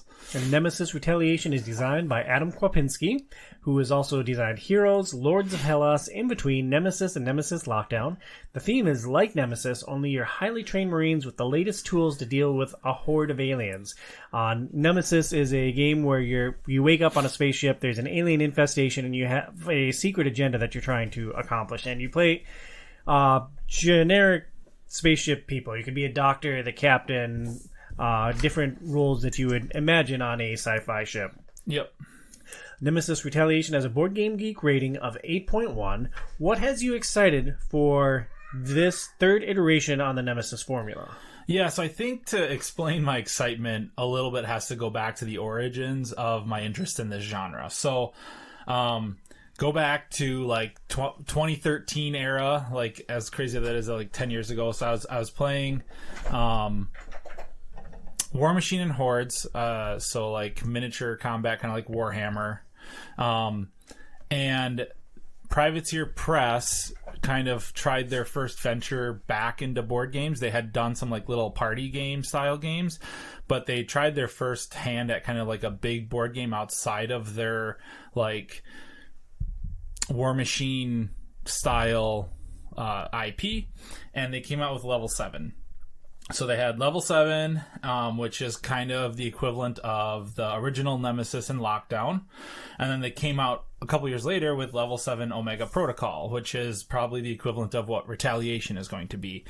The sad thing is I was like all about it, Privateer Press fanboy at the time, bought it, and it was like, wow, this is really the best you can do. Like, it just, it didn't feel good playing it, and there was just a lot of problems in my opinion with it, and I got rid of that game, and it kind of put a sour taste in my mouth. So then when Nemesis came out, I'm like, well, I've been there, done that, right? And this is still earlier in Awakened Realms, like, reputation, I would say, when the original came out. So original came out, could be argued as one of their best ever games. It might be rated one of their highest games. I can't remember. It's a good game. It's very good, yeah. Lockdown came out, passed up on it again. And then I think when they finally said, okay, Retaliation coming, it's this, it was like all those like old school feelings of like, oh, what I wanted Level 7 to be, kind of kicked in, and I started doing more research on it. I watched tons of playthroughs of the original because I hadn't had an opportunity to play the original or Lockdown yet. So I was like trying to figure out, because they kind of say you really don't need both. Like, they serve a very similar purpose. And then Retaliation is this whole new iteration of like, instead of just trying to like kind of escape out of facility and survive, you're like going in with the heavy ammo and stuff, and it's like, you got your murder dragons. Oh yeah. I don't know if they have murder dragons yet in it, but probably a flamethrower though. Most likely, close yeah. enough. So like, I guess to get like explain a little bit on it is like, Retaliation is more of a co-op based, so they all have that like trader mechanic, which I really really like. I feel like I'm all over the place with this because I'm actually super excited for this game and series, and so there's like this one. It's harder to be a trader from what I hear from what I was watching and the reviews, because you're going in and you're literally just trying to wipe out the nest. So the cool thing that they changed with this one, for anyone that knows about the original Nemesis and Lockdown games, is you have kind of a set map in the previous games. Like, this is your ship. You don't know what the rooms are in what order they are, but this is the ship, or this is the facility. The rooms are random. This actually has this whole deck where you're drawing, and it's changing how the corridors actually interact and how many there are. So it can change the structure of the game itself. So you can't always know, okay, we can go down 2 rooms and go to the left, and there's going to be a room there. That's the engine room, or whatever. You know what I mean? Like, you don't have that certainty of how many corridors are coming off of a room. And that really plays into when you're rolling for noise in this game. It's not noise, like, they can actually hoard. So like, instead of just like one, alien or baby coming out in the original games, you'll have swarms. So you'll have it to where like you have multiple aliens popping up in the corridors, and then you have options of when they're in the corridors, you can basically just like spray and pray and just like unload your guns down corridors and see how many you can wipe out. But once they start getting into the rooms is when you have to start being more precise on your firing and stuff like that. So they have this like kind of cool attacking interaction, and really what you're trying to do is go in and wipe out the aliens and leave. So you've kind of gone from the survivor to the company that's going into like cleaning crew. The cleaning crew of Nemesis. So what's intrigued me is it has that really cool fun co-op of let's go in and just shoot some aliens. And then while I was there, it's like the prices were so good on the campaign. I'm like, well, this is my opportunity to pick up either the original or Lockdown. So that's when that strung the whole like, I'm gonna watch a ton of playthroughs. And I did. I probably watched 20 hours of playthroughs of the original game and Lockdown between the two, trying to figure out, well, long story short, I then took an hour to like analyze my cart of like the bundle deals versus just hand picking a la carte the individual stuff. Ended up being $100 difference. I said, why am I wasting my time? So yeah, I bought the whole trilogy. You can always sell the one that you don't want, right? That's what I figured. Or, in this case, maybe, just hand it off to Tom, as he's already noted once that he will I'll take the my sloppy garbage. seconds, Yeah. So, but yeah, I'm super excited for it. And I think, I don't know, honestly, if I'm more excited for Retaliation or if I'm finally super excited for the original like games after watching them played, because the original games, to me, like with having that trader mechanic, make some of the best memories in board games. Like I always think back to like Battlestar Galactica. That I played that finally for the first time with Joe at one of the board game weekends 2 years ago. Yeah. I think it was so fun because it's like I blamed one of my best friends, like childhood friends, the whole time. Like, you're a traitor, you're a traitor, you're a traitor. He wasn't a traitor. And I can empathize with them. It's just like it's fun though, and I think Nemesis does it to a very tactful way in terms of like. They might not be a traitor against everyone, but I'm just trying to kill Tom, or I'm just trying to kill Joe. So it's like not everyone necessarily has to be against that either. I have a great example of that. We were playing it with Dunham. It was me and Pat and Dunham, and we had the three of us were playing, and I suspected that Dunham had a traitor thing, and he was trying to sabotage the engines. And I go and I check the engines. I'm like, oh, good. He set us all to die. We were able to convince him he had two options. He either had to blow up the ship or he had to kill the queen. Like once I realized he was a traitor, we were making moves to try to eradicate the queen. He's like, well, if you can guarantee that we kill the queen by this turn, I'm with you. But if we don't, I'm blowing the ship up, and I'm at least going to win. And it just created a really interesting moment because, like, in Battlestar, if you're a Cylon, you're a Cylon. You get revealed, you go up to the ship, and you start just hammering Galactica. In Nemesis, you have the freedom to pursue your objectives in different ways. So, win conditions can be directly opposed. Like, player A, Burns, might need to go to Mars to win the game. I might need to go to Earth. There's no way we can both satisfy those win conditions. But other times, like, Adam had the nuance to either kill the queen or blow up the ship. And it's like, well, early in the game, it looked like blowing up the ship was going to be the only option. But once we start clearing some of the aliens out, it's like, oh, well, maybe we could all get a shared victory. But there's a caveat with it, and it wound up working out. But that particular playthrough of Nemesis always sticks with me. So, I don't know. I'm probably, out of all of us that have played Nemesis, the most lukewarm out of the crew.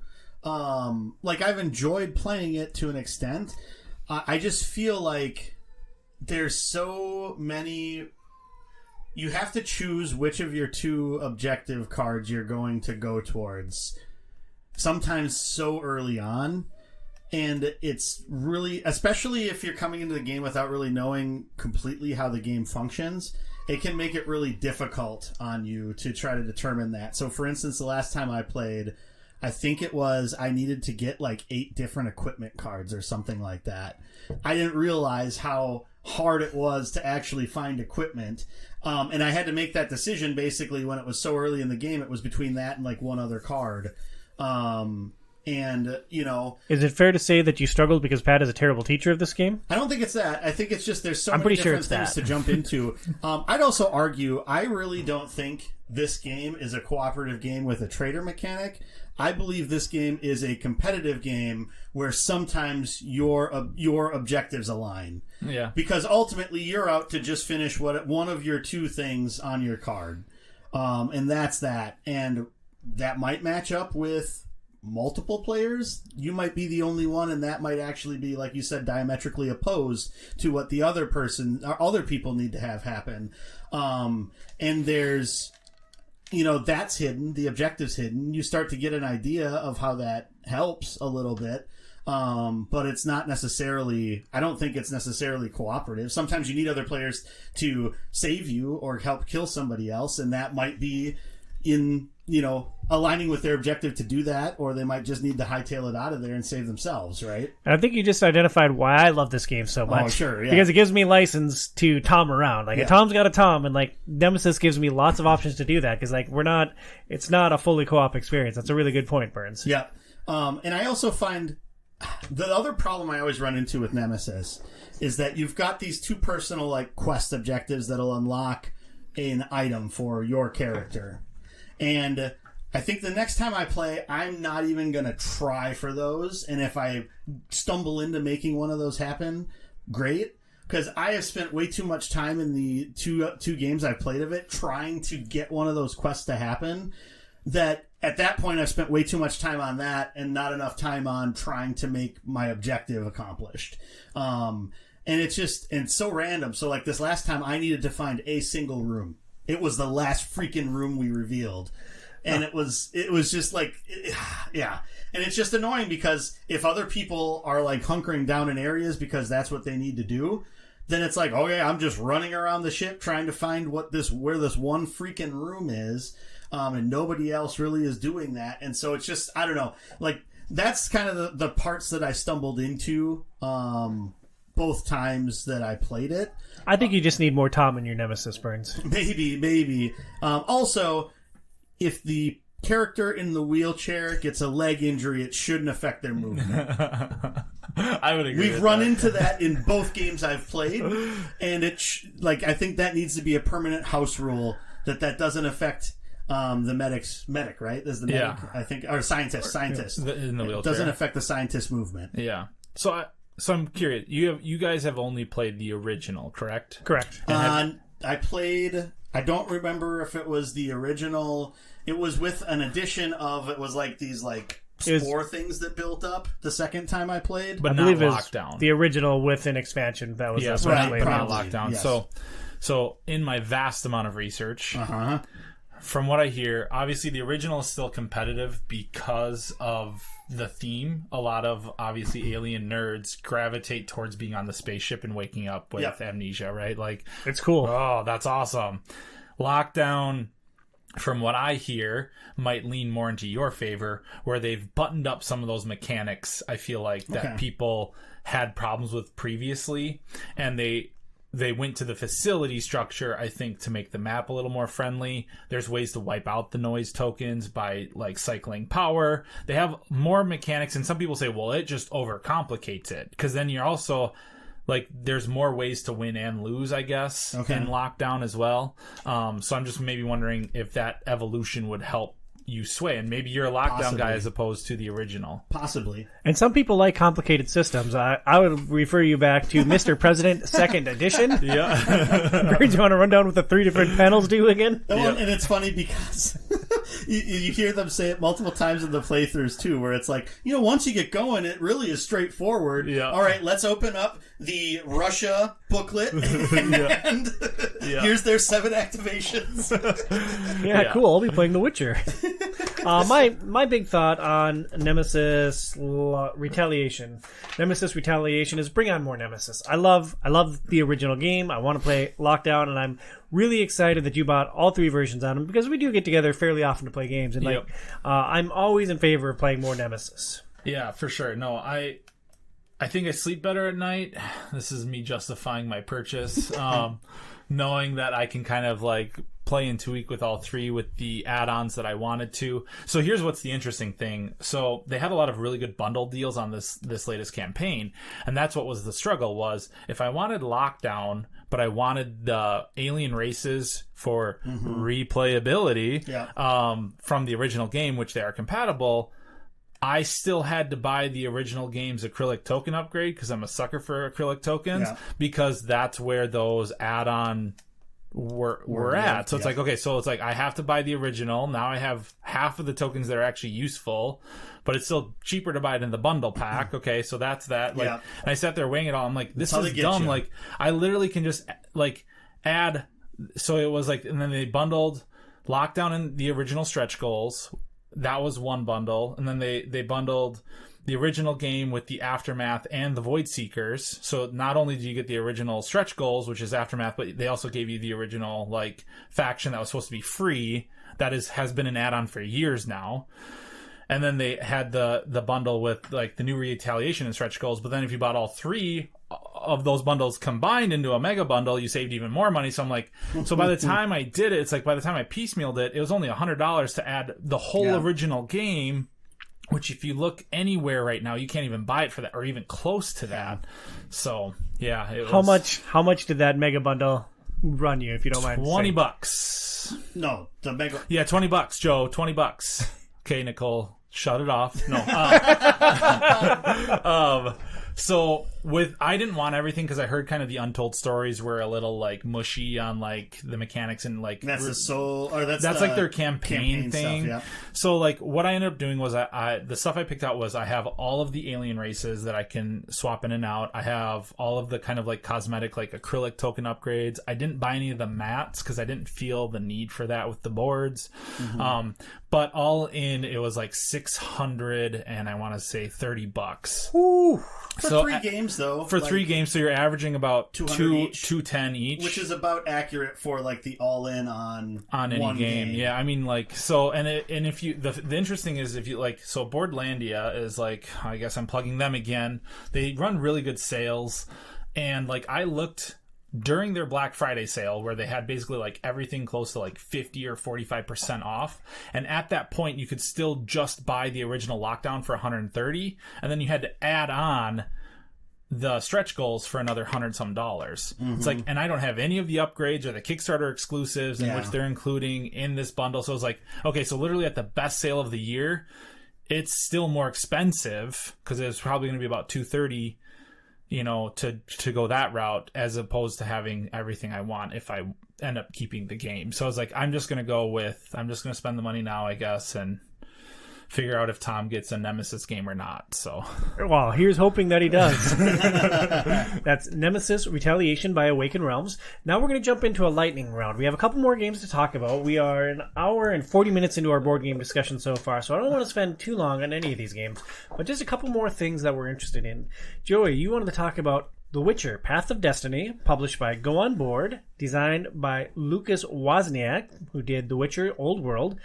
The theme generally described as do Witcher stuff as one of the main Witcher characters. What's got you fired up, Burns? Yeah, pretty much. I mainly backed this because I was bummed that I didn't back The Witcher Old World. I'm bummed you didn't back it too. And it's a completely different game, so, you know, that's a good reason to buy it. Ultimately, though, it paid off because they're going to have the ability to buy everything but the Kickstarter exclusives through the Game Found when the Pledge Manager goes up in the next couple of weeks. So I will be able to get The Witcher the Old World, or at least see how much that's going to cost compared to, you know, looking at buying it on the secondary market, which was into the all-in Nemesis range that Adam was talking about. That is a little bit harsher to try to jump into. Quick aside, I might be interested in picking that up if you wanted to split these. We'll see what happens. That sounds like you're going to buy it, then I'm just going to play your copy, which I'm also fine with. That's great. Buy it. But it's a hand management and tableau building game, but it includes characters from the Witcher video game series. And so it's in association with CD Projekt Red. It has miniatures of Geralt, Yennefer, Ciri, Dandelion, Vesemir. Those are the 5 main ones, and then they added Triss and a few other characters from the games as sort of the stretch goals as it went through it. And it includes multiple scenarios that are taken from the game. I think it's 3 were in the base game, and then 5 more, I believe, were unlocked with stretch goals, so there's 8 in total to play through. And it allows you to make different choices through those to end up with a different conclusion, which is kind of neat. And it's very much like if you played through the Witcher games, you can kind of make different choices, and that affects how everything plays out. And so it feels like it's going to be an interesting representation of that, and then you're managing your hand of cards to do different actions in order to accomplish things, to move towards the completion of the objective. And so that's why I was interested in it and I backed it. Yeah, I'm all in for more Witcher stuff. Can't get enough of Geralt. Adam, your level of interest in The Witcher: Path of Destiny? I'll play Joe's copy. Yeah, I'll play Joe's copy too. Let's be friends. Let's hang out. I reviewed the copy when it came out. It seemed interesting. I was definitely like jamming, in with the vibe and stuff like that. But it's just kind of like one of those, like, there are so many games out. Oh yeah, and you got to be picky. And it just didn't make the cut for me in my collection. I knew Joe was interested, so that was my kind of Hail Mary pass was, well, if Joe gets it, then I guess I don't have to. Yep. So Adam hates The Witcher with a burning, fiery passion. Exactly. Next up, I wanted to talk about Planet Unknown Supermoon. This is a reprint of Planet Unknown plus an expansion, Supermoon. It's published by Adam's Apple Games, Aura Games, and Stroman Games. Designed by Ryan Lambert and Adam Rayberg. Basically, it's Space Tetris. Each turn, you draw a tetrahedron and you place it on your own unique player mat. You score points based on what you cover. I love the core mechanic.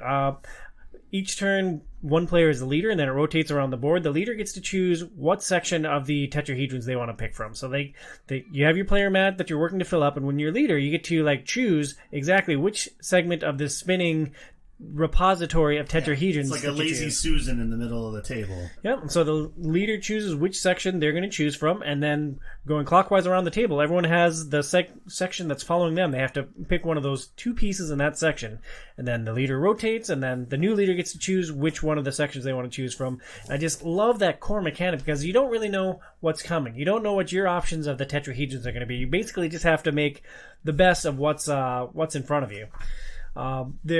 At least when we played the base game, the player mats that you have are asymmetrical, can be asymmetrical. There's one side that is completely symmetrical, everyone's dealing with the same stuff. The back side is asymmetrical, where everyone has their own unique things that they're dealing with, and I really enjoyed that asymmetrical gameplay. Yeah, it was a super neat game when we played that this past year at Gaming Weekend, so I'd be interested to see what all gets added with the expansion. Yeah, I am really excited. This is actually the first game that I ever backed on a crowdfunding platform, and it should be here this summer. Nice. One of us. Next up, Adam, you wanted to discuss your disappointment in Food Chain Magnate, published by Splotter and Lucky Duck. I don't know anything about Food Chain Magnate. Yeah, so to give a background, I guess, so Food Chain Magnate came out a couple years ago by Splotter Games, and it's basically you're running a fast food chain in the 1950s, and the board is like a map of the neighborhood. So you're like, it'd be the equivalent of like I'm McDonald's, Joe's Burger King, and you're Wendy's, and you're trying to suck at Wendy's. I'm going to be Chick-fil-A. Thank you very much. Chick-fil-A didn't come out in the 50s. Side of hatred with Tom. Okay. Yeah. So what you're trying to do is Sundays off for football. You run marketing campaigns and stuff like that. So you'd be very familiar with this, Tom. To try to sway your influence over the neighborhoods on who's buying food from you. So that's kind of its very heavy strategic kind of Euro style game is what it is. So Food Chain Magnate also looks like it was made in the 1950s. It's very boring and plain pastel colors, Monopoly style money. You might look at it and it might feel like it dissolves. So it's not a fancy game. No, but for whatever reason it sells for about $100 to $120. It's a dense box. A lot of stuff in there, supposedly. Well, a lot of thin paper.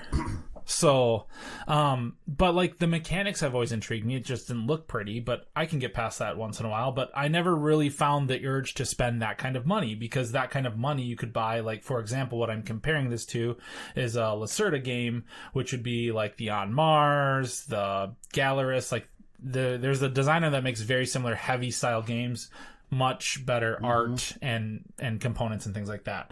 So I knew that then Splotter partnered with Lucky Duck, a completely separate publisher, and they were going to make a deluxeified version. So now your silly little map with just little thin cardboard and thin paper is now basically like a 3D neighborhood with like actual houses and like marketing things that you can like. It's really cool, the interactions they had. Well, if the game is already at $120 for the paper thin stuff, the low quality, that legitimately probably cost them $15 to print, I feel like, maybe more these days. But like, it doesn't cost much for them to make. They're making a killing on the profits of that. I'm not saying that the publisher is just rolling in the dough. I'm just saying it's an extreme. The deluxe copy went for $325, just to give you a comparison. So now I'm sitting there. It's going on the same time as Nemesis, and I'm like, okay, so... And I was like fretting over $100 for the original game, and now I'm considering spending $300 some for one game with the one expansion that it comes with. They're not really adding a whole lot to the game.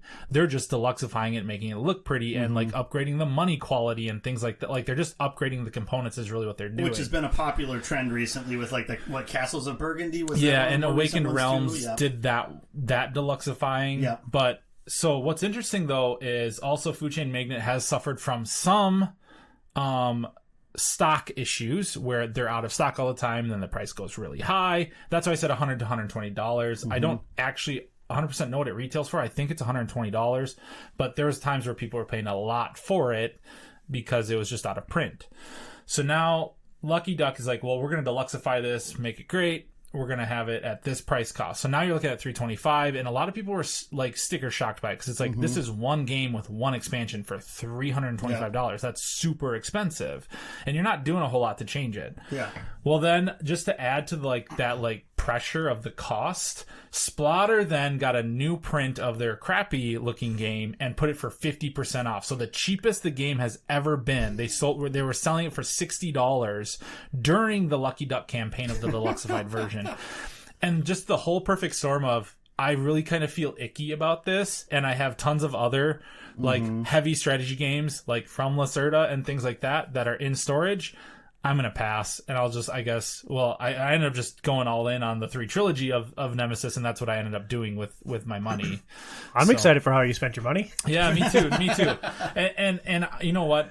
I don't regret it one bit after I kind of just told myself, nope, this one, I know you've been following this for a long time, but this one just needs to be laid to rest. And I've moved on, and I haven't lost it. Not that I sleep much, but I haven't lost any sleep over this one. No regrets. Looking forward to your crowdfunding tips on our top 5 today. Burnsy, the last thing for our lightning round, you want to talk about Marvel Dice Throne, X-Men, and the Missions Co-op. Published by Roxy, designed by Gavin Brown, Nate Chantelet, and Manny Tremblay, who did the X-Men version.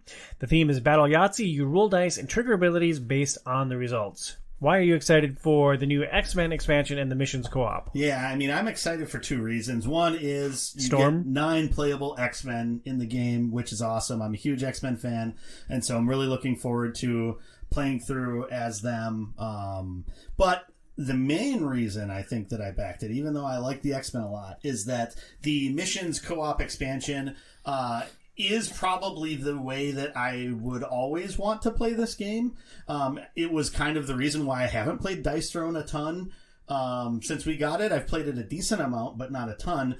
Just because I think it's a more interesting way to help other people learn the game if you're playing together, as opposed to...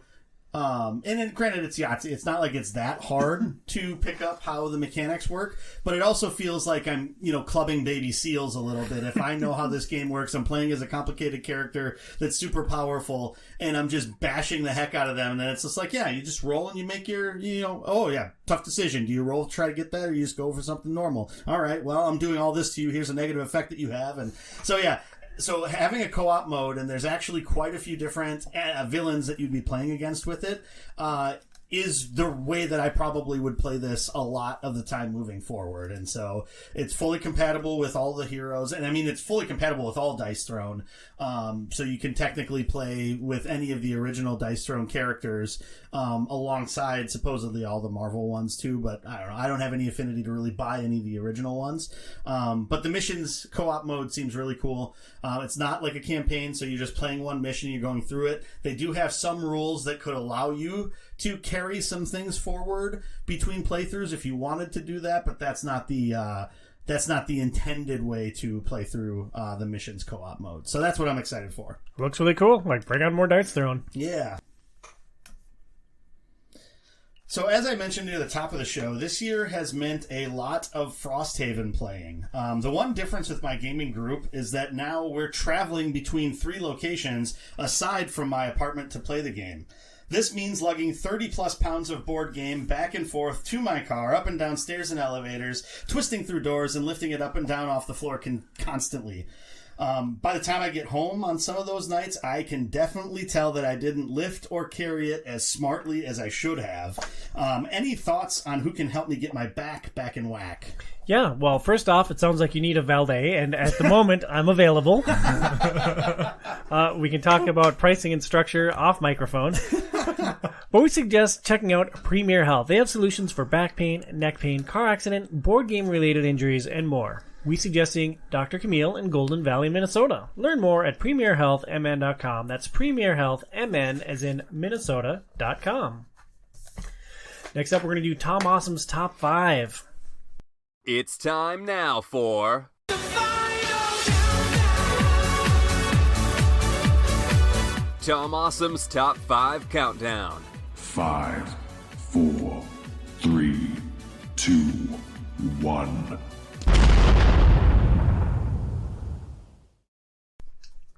For the top 5 today, we're going to discuss the top 5 most intriguing and or controversial crowdfunding campaigns that Adam has been involved with, along with some crowdfunding tips. So Adam, we'll turn the top 5 back over to you. Yeah, so I was really trying to ponder what to talk about this time around, and I know with this show we always try to keep it board game related. We've done like mechanics and things like that. So of course, Joe and I using work time to the most optimum, we discussed what we should try to talk about on the top 5, because I was really looking for some ideas, and we kind of were like on a mix between like, oh well, we could talk about like the top 5 most funded. It's like, well, that's, we can look that up, but how boring or dry might that be? Like, we're just talking about people gaining a bunch of money, and I'm like, well, we could talk about like controversial ones or whatever, the most controversial ones.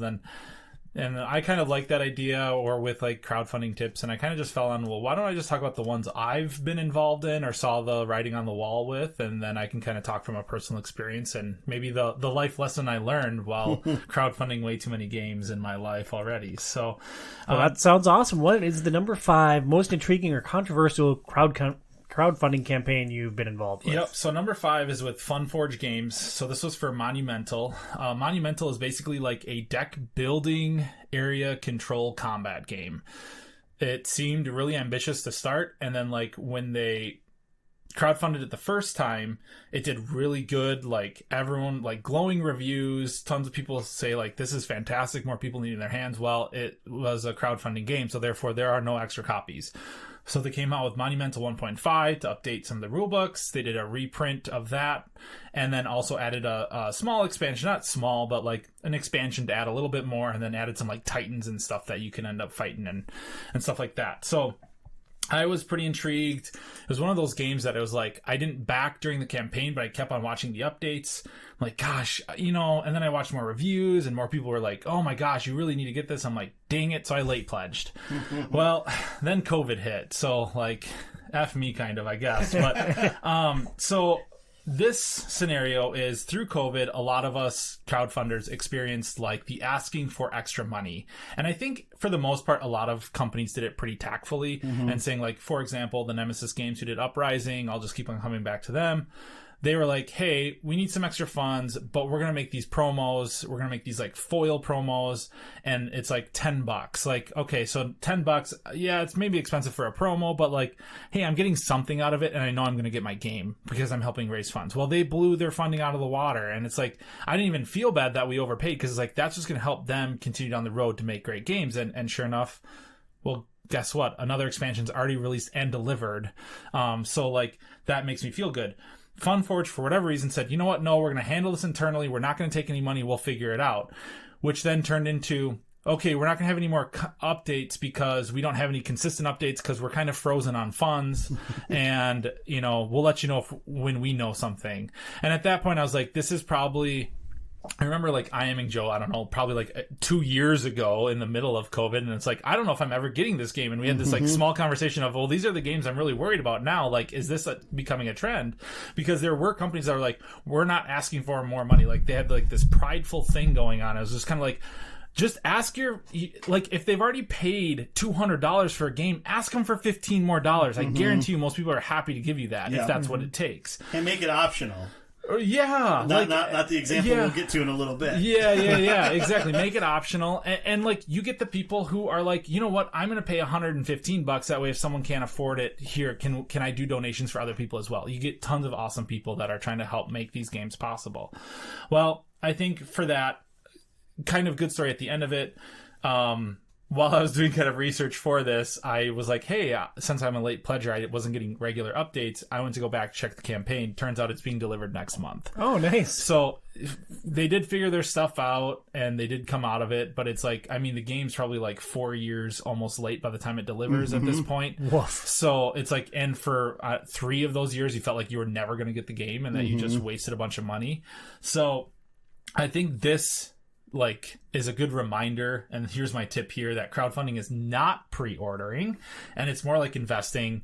They don't guarantee results, and I think sadly more and more people are trying to just come up with scams because times are hard and anyone's looking for an easy buck, and that's what I think you'll see in some of these upcoming campaigns too, is like, or examples, is like, crowdfunding isn't guaranteed and you got to be careful with your money. So like, definitely doing research, as like Joe and I said before, oh, we didn't look into this one. Well, that you might want to go with a reputable company if you do that, but like, you definitely need to do your research to make sure you're not getting scammed. That's such an important distinction that you draw, because I view it as pre-ordering. I view it as, I pay my money, give me my game. Okay, it's going to take 100 million billion years. Sucks. I can kind of ish live with that, but like, the thought of backing a game, then having it go belly up and just being out that money, I would lose my GD mind. Yes. Yeah. So that's a big thing. And even Kickstarter is, I think, a big proponent of this, like literally having a disclaimer from them saying, this is not a pre-order system.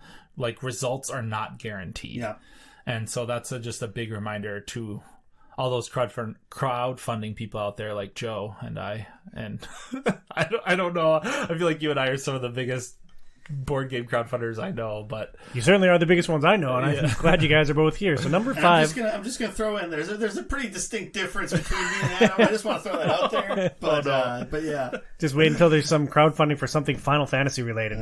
Number 5, Fun Forge Games. Number 4, so number 4 is Toizo. So Toizo came out claiming they were going to make a full-on board game table for $269. And I don't mean like, here's a card table and we're going to slap something down like poker table style. I mean, they're like, we're going to make fully wooden with like rail system and accessories, and we're going to include the accessories for free. And like, all you really have to do is if you want a topper for it or not, but the base cost is going to be $269. And I saw this, I'm like, holy cow, this is an awesome deal. Like, I've been a big proponent of Wormwood Gaming, which they do really high quality stuff, but you pay for that quality.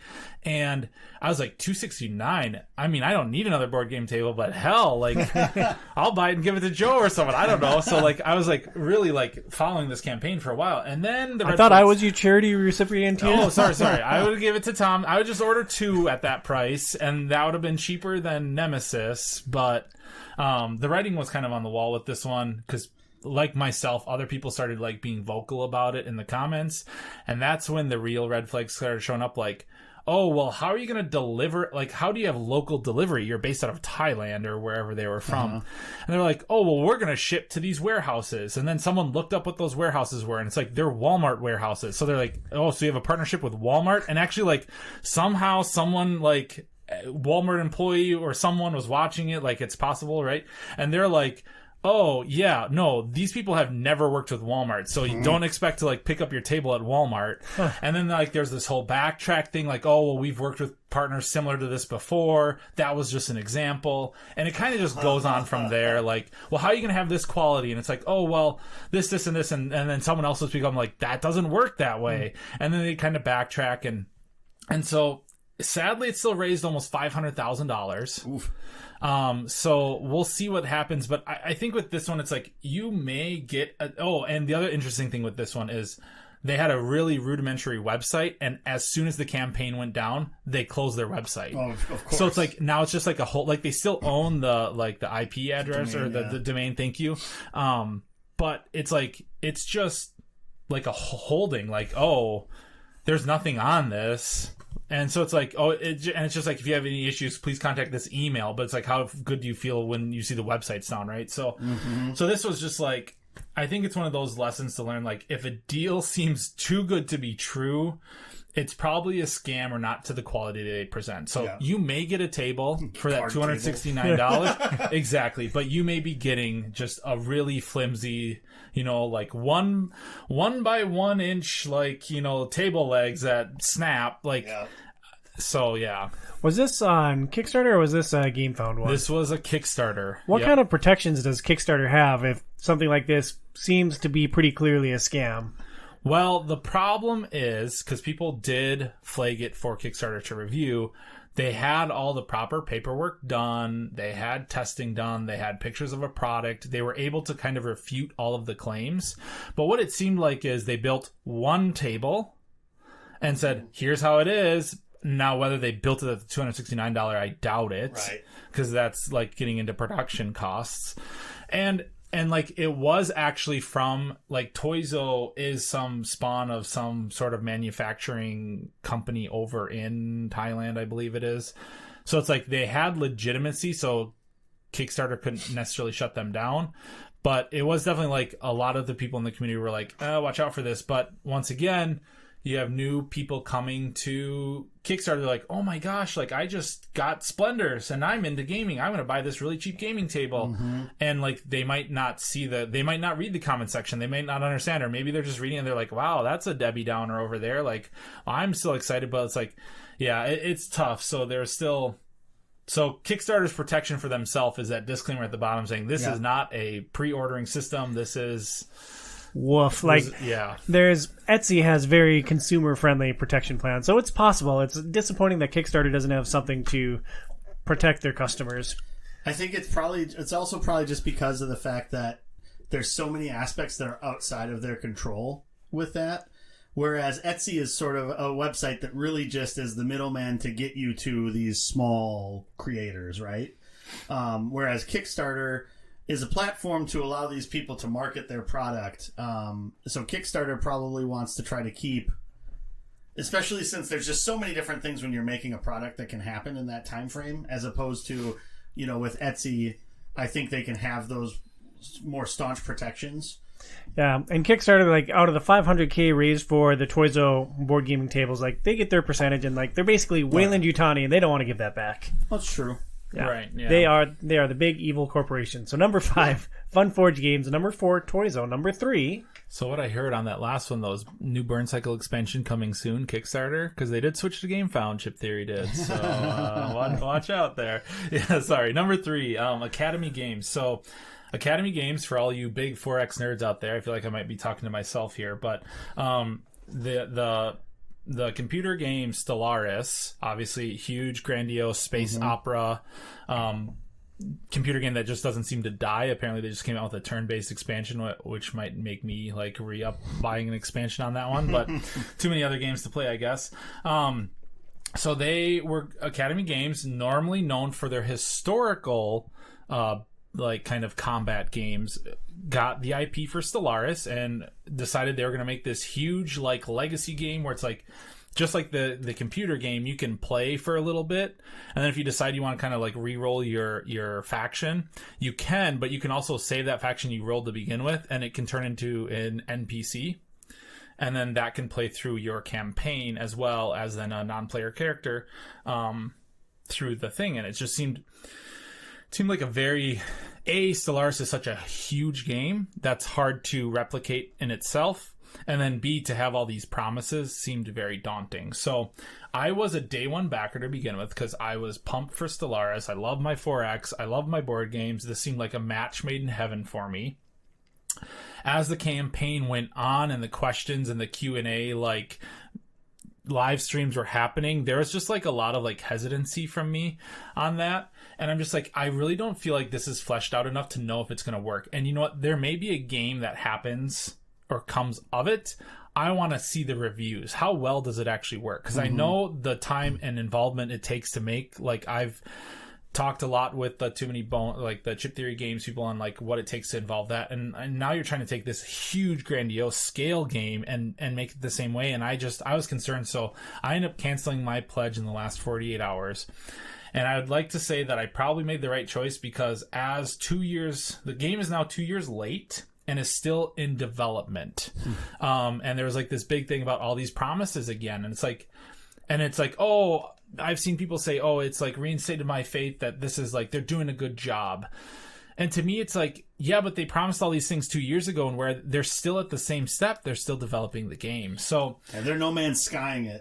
Only they're not like paying it off down the line. Like, right. They haven't gotten to that point yet. Right. So, like for me, it was just too many red flags that I canceled to, as lessons learned. And the other thing too that is a big red flag to me is they had what it was. Game modes as add-ons and stretch goals. And when in my head, if you're making a game, you can't have an add-on, or an add-on isn't as bad as a stretch goal, but a stretch goal for a game mode tells me that you haven't even thought about that game mode yet in your design, because you don't know if you're going to hit that stretch goal or not in crowdfunding. So like, for all the people who maybe don't know what crowdfunding stretch goals are, is like, okay, so let's say you need $1 million to raise the game. So, okay, we hit $1 million. Well, what happens when we hit like 1.25 million, right? So we get there. It's like, oh, we're going to add in these like bonus cards, or we're going to make an extra character for you. Some more simple things. But when people are like, oh, well, when you double the original funding goal, we're going to add in solo mode. It's like, you haven't even thought about solo mode then. And you don't care if you get there, which to me is like, it's not going to be well thought out. Especially if it's a smaller creator, because if it's like a larger company and they know they're going to make like X amount, they've probably already sort of baked that in, and it's really just to try to keep the hype and momentum going of the campaign. But yeah, it's either not a good game mode if it's not part of the main game, or like it should be part of the main game, right? Correct, yeah. So that's a red flag for me. So that's Academy Games. I guess yet to still be determined if a good game comes out of that or not, but I'll let you know if I see it at the source. Yeah, I don't have my money tied up in it for now, which is good. And it was an expensive one, if I remember. I believe over the $500 mark. Oof. So, like, again, if I'm going to pay $500 for a board game, which frankly I'm just not going to do, but if I were to, I want to pick it up, bring it out to my car, bring it home, unbox it. Like, I can't imagine waiting multiple years, and then, like, if it doesn't show up, again, I'm going to lose my Judy mind. Yeah, for that price, Tom wants to make sweet, sweet love to it that night. So yeah, pretty much. Yeah. They're accurate. Yeah. So number 5, Fun Forge Games. Number 4, Toy Zone. Number 3, Academy Games. Number 2... Yep, so number 2 is Mythic Games. So Mythic Games probably has one of the most controversial campaigns, multiple campaigns to date right now. So basically, in a long story short, they had, through COVID, did not manage COVID very well. And they did not manage money very well. There was a series of layoffs at the company. There was a series of, apparently behind the scenes, which has now come out to the public. They were, so like, for example, they had Darkest Dungeon, and then I believe they had like Siege 6, which was like the Rainbow Six Siege? Yes, thank you. It was the board game of that, and then they had a couple other projects past that. What they were doing behind the scenes was borrowing money from that campaign to start finishing development of Darkest Dungeon and so on. So then they were coming out with campaigns to fund previous campaigns and hoping by the end of COVID they'd just come out on the other end okay. Well, they didn't. So now what ended up happening was, for phase 1 pledges, you had to pay extra for shipping. Well, what they didn't really very well explain is it was a hostage situation of, if you didn't pay, you're not getting this in wave 1. And there's a window. So if you don't pay within the window, you're not getting your game. And so there's a bunch of people that are like, okay, well, I guess I'll just wait for wave 2, see if it happens, because not a lot of people can afford, because it wasn't like, oh, here's $10-15. It was like, repay for your shipping, and it's doubled. So now they're paying astronomical prices for a board game. I didn't back the game at the time, so I wasn't locked into this, thank God. You were close. I was really close, because there wasn't any writing on the wall for this at all. At that time, yeah. The only thing that you could have maybe seen was the campaign after campaign after campaign after campaign, with not having anything delivered. So Mythic had a pretty good track record before that, so that's part of it also. Correct. And it was all pre-pandemic, or was Darkest Dungeon right after Darkest the pandemic Dungeon started? was Well, Darkest Dungeon funded pre-pandemic, but was still in development during. Then the next campaign came out during COVID. Yeah. Excuse me, along with the next 3, I think, that they had even after that. So it's like, okay, so then that's maybe a concern. So if you're already in at Darkest Dungeon, well, sorry, but they still were offering refunds at the time before kind of SHIT hit the fan. But yeah, so it's just this interesting situation, and I believe current status is now it's just a thing, like, you have to pay, like, all games down the line, you're going to have to pay more, which is basically doubling everyone's pledges for the games they wanted. They've completely canceled their last game, I believe, that they came out with, because they're like, yep, we've just been borrowing money. There's no feasible way for us to fund this last game.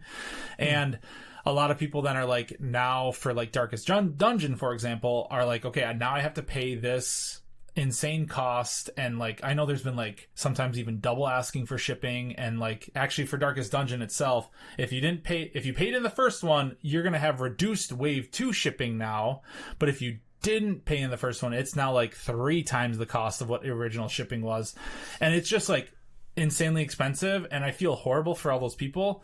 But I pre-ordered all of Wave 1 from Miniature Market for probably half of what their Mythic Games is trying to sell it for retail. And so I got a steal on it, and I have the whole Wave 1, all Kickstarter exclusives and everything.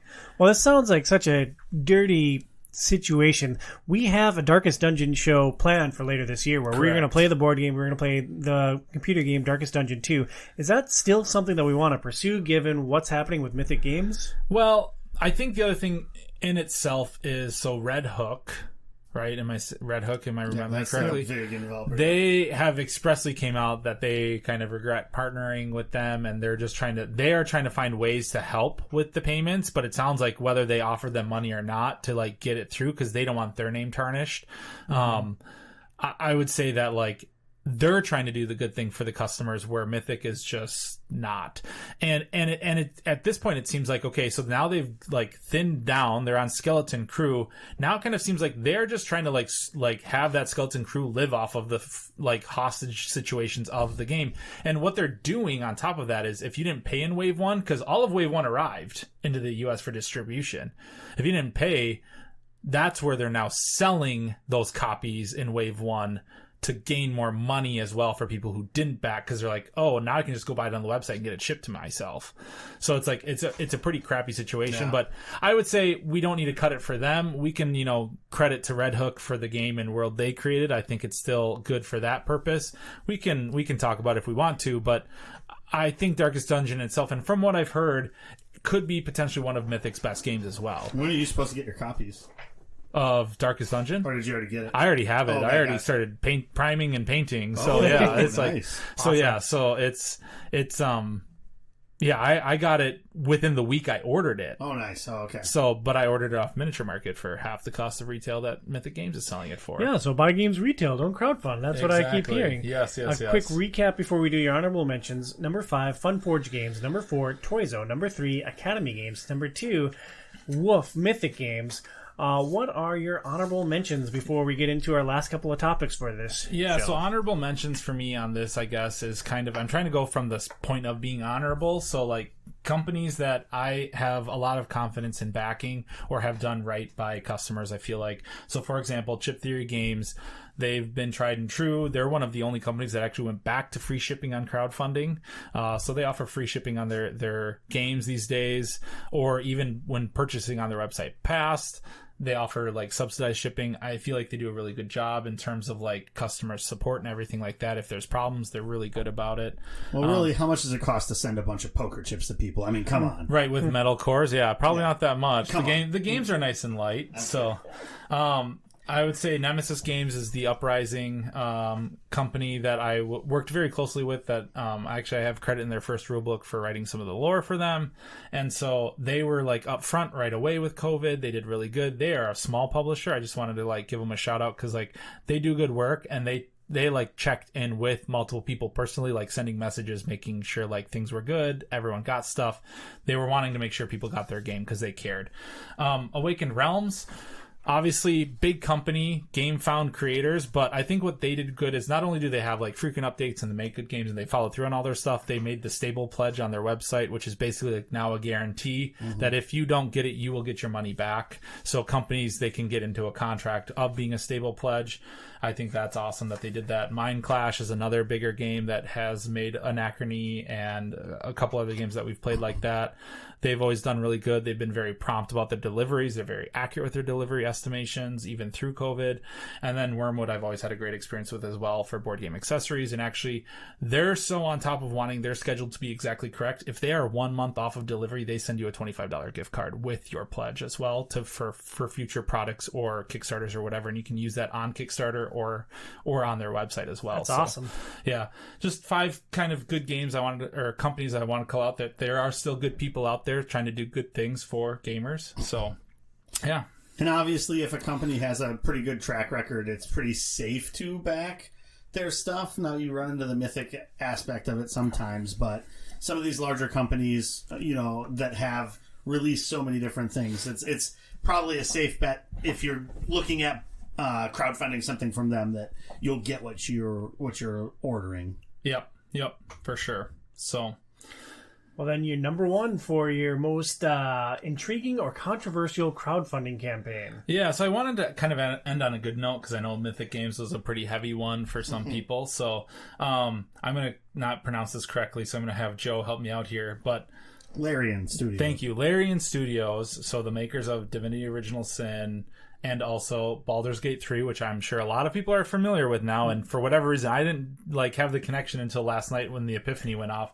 They created a Divinity Original Sin board game, and they crowdfunded it, and it came out, and there's pictures. You can still look now on their Kickstarter website, and it is completely different than what they delivered.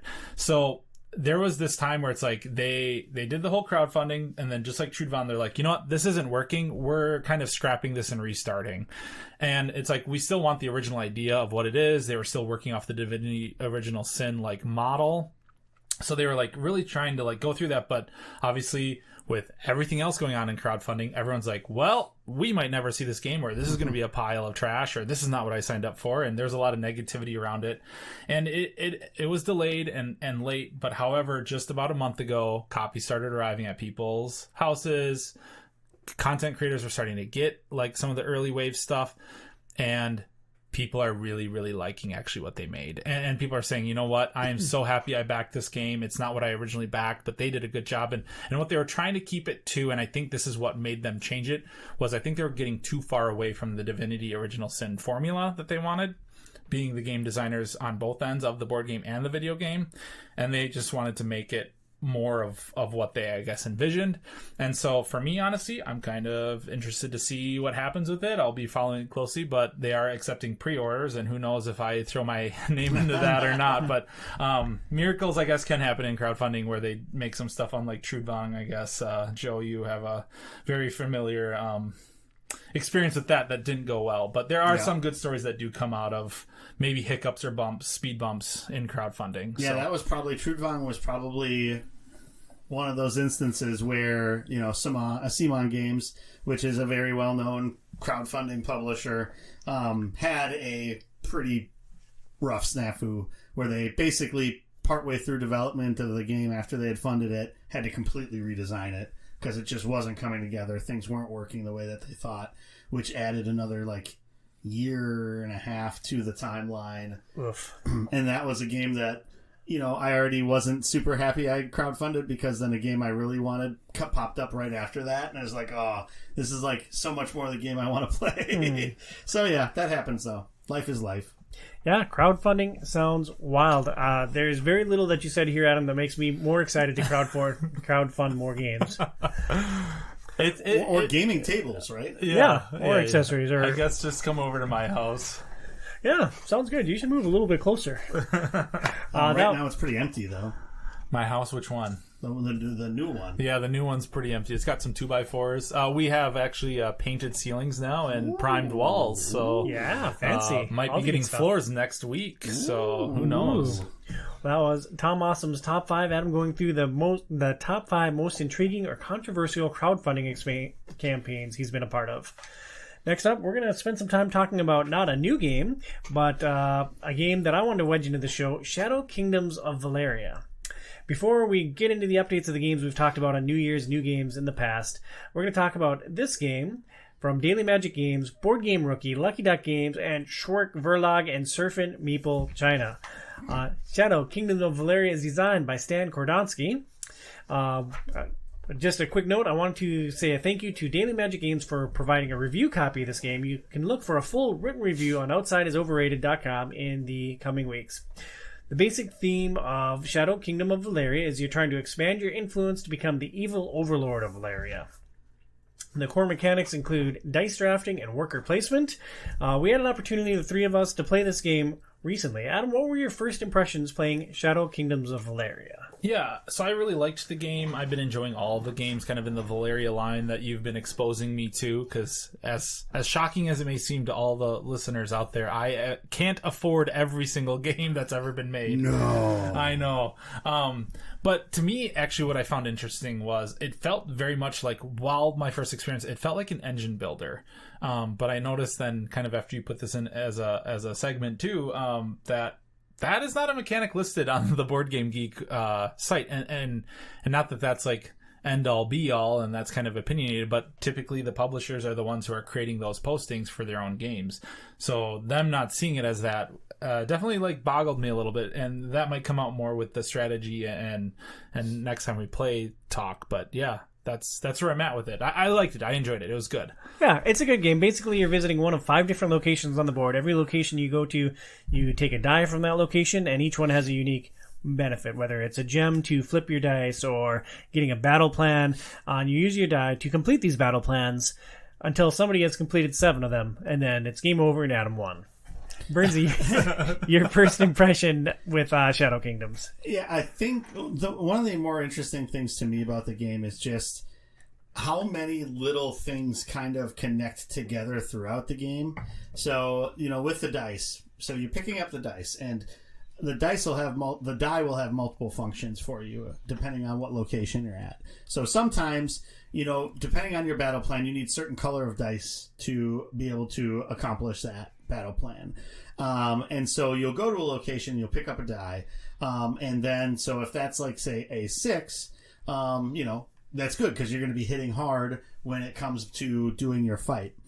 But if you're on certain locations, like there's one where you gather gold, the lower the die is, the more gold you get to gather at that location. Or on the locations where you either buy a minion, it's not a minion. Champion. You either buy a champion, which is going to give you benefits either immediately or as the game goes or at the end of the game. Or you can buy those battle plans. The lower the die number is, the higher the discount is on the value it costs for you to purchase those different things. And I think that's a really neat mechanic, because then you're trying to determine what is the best way for me to go about this. Do I get a higher die value, or do I have enough ways unlocked to manipulate that die value to be able to change it to something higher when it goes to attacking the battle plan down the line? And they give you 2 different ways to manipulate your dice. You can get gems, which allows you to flip a die. So if you take a 1 for a big discount or more gold, you can use a gem to flip that into a 6. Or you can use that same gem to turn a die of any color into a wild die. So you could have a green die, but maybe you need a red one to complete your battle plan. So you can use your gem to turn your green die into a red. So there's a little bit of dice manipulation in there as well. Bernsey, what kind of a strategy did you take? You've played this game twice now, once with the 3 of us and once with me and Phoenix. What are some of the strategies you've used in Shadow Kingdoms of Valeria? Yeah, so the first time, I don't know that I had much of a strategy. And so, I started to pick up different things as the game went on. One of the other really cool mechanics of it is it's similar to Scythe, where as you hit milestones throughout the game, you're unlocking new abilities by removing cylinders off of your chits, or whatever you want to call it, off of your player board that's going to unlock extra things. So like one of them allows you to increase your capacity for champions from like 3 to 6 to 10. Another one is going to make it so your faction, which is one of the colors in the game that matches up to the dice in the game, that's going to make that wild. So any of those colored die are going to be wild. So I think one of the important things that I didn't capitalize on in the first game was unlocking things in a very smart order on that board based upon what you can benefit off of earlier on versus what you can benefit off of later on in the game. And so I think the strategy I employed in the second game was a much more of a, okay, what is the most important thing for me to unlock first? What were the things that I wanted to prioritize to unlock on there? And then when you take those cylinders off, you put them on a mat on the right side. That gives you benefits immediately, as well as when you have connections between them, then you get extra benefits on top of that.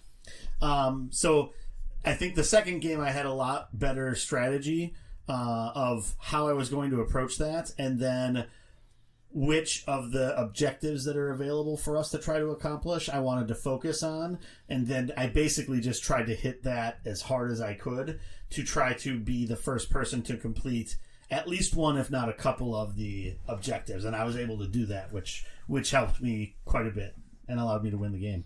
And Adam, you crushed us to goo in the first time that you played this game. So what is the correct order for unlocking the different upgrades on your player board? Yeah, so I feel like the wild die option, so like when you unlock it, it makes your color that you've selected for your creature wild.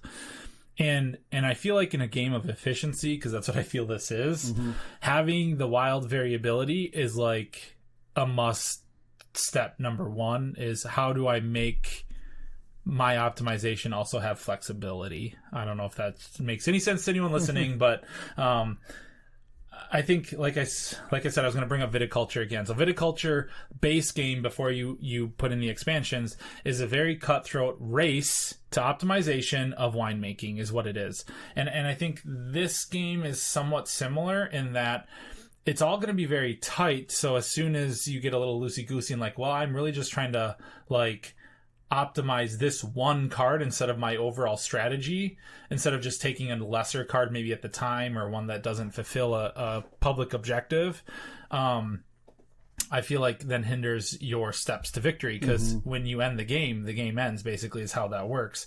So if you can get there first, there's a good chance that that's the winner. I don't know. I've only played once, so I'm not like an expert. I'm not claiming, but that's my analysis of the game from the first play. Yep, and I think what I'm going to focus on next time, I agree that the wild die is important, but what I'm going to push towards the next time we play is unlocking my different die capacity. You can go up to a maximum of 5 die.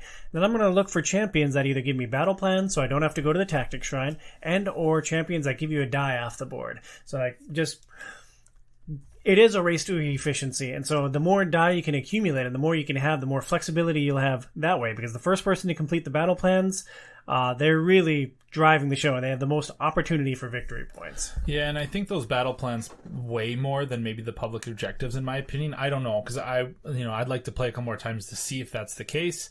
But I feel like, if I'm remembering correctly, if you can optimize your battle plans right away, you're scoring a lot more points than, because I think the public objectives are worth like 9.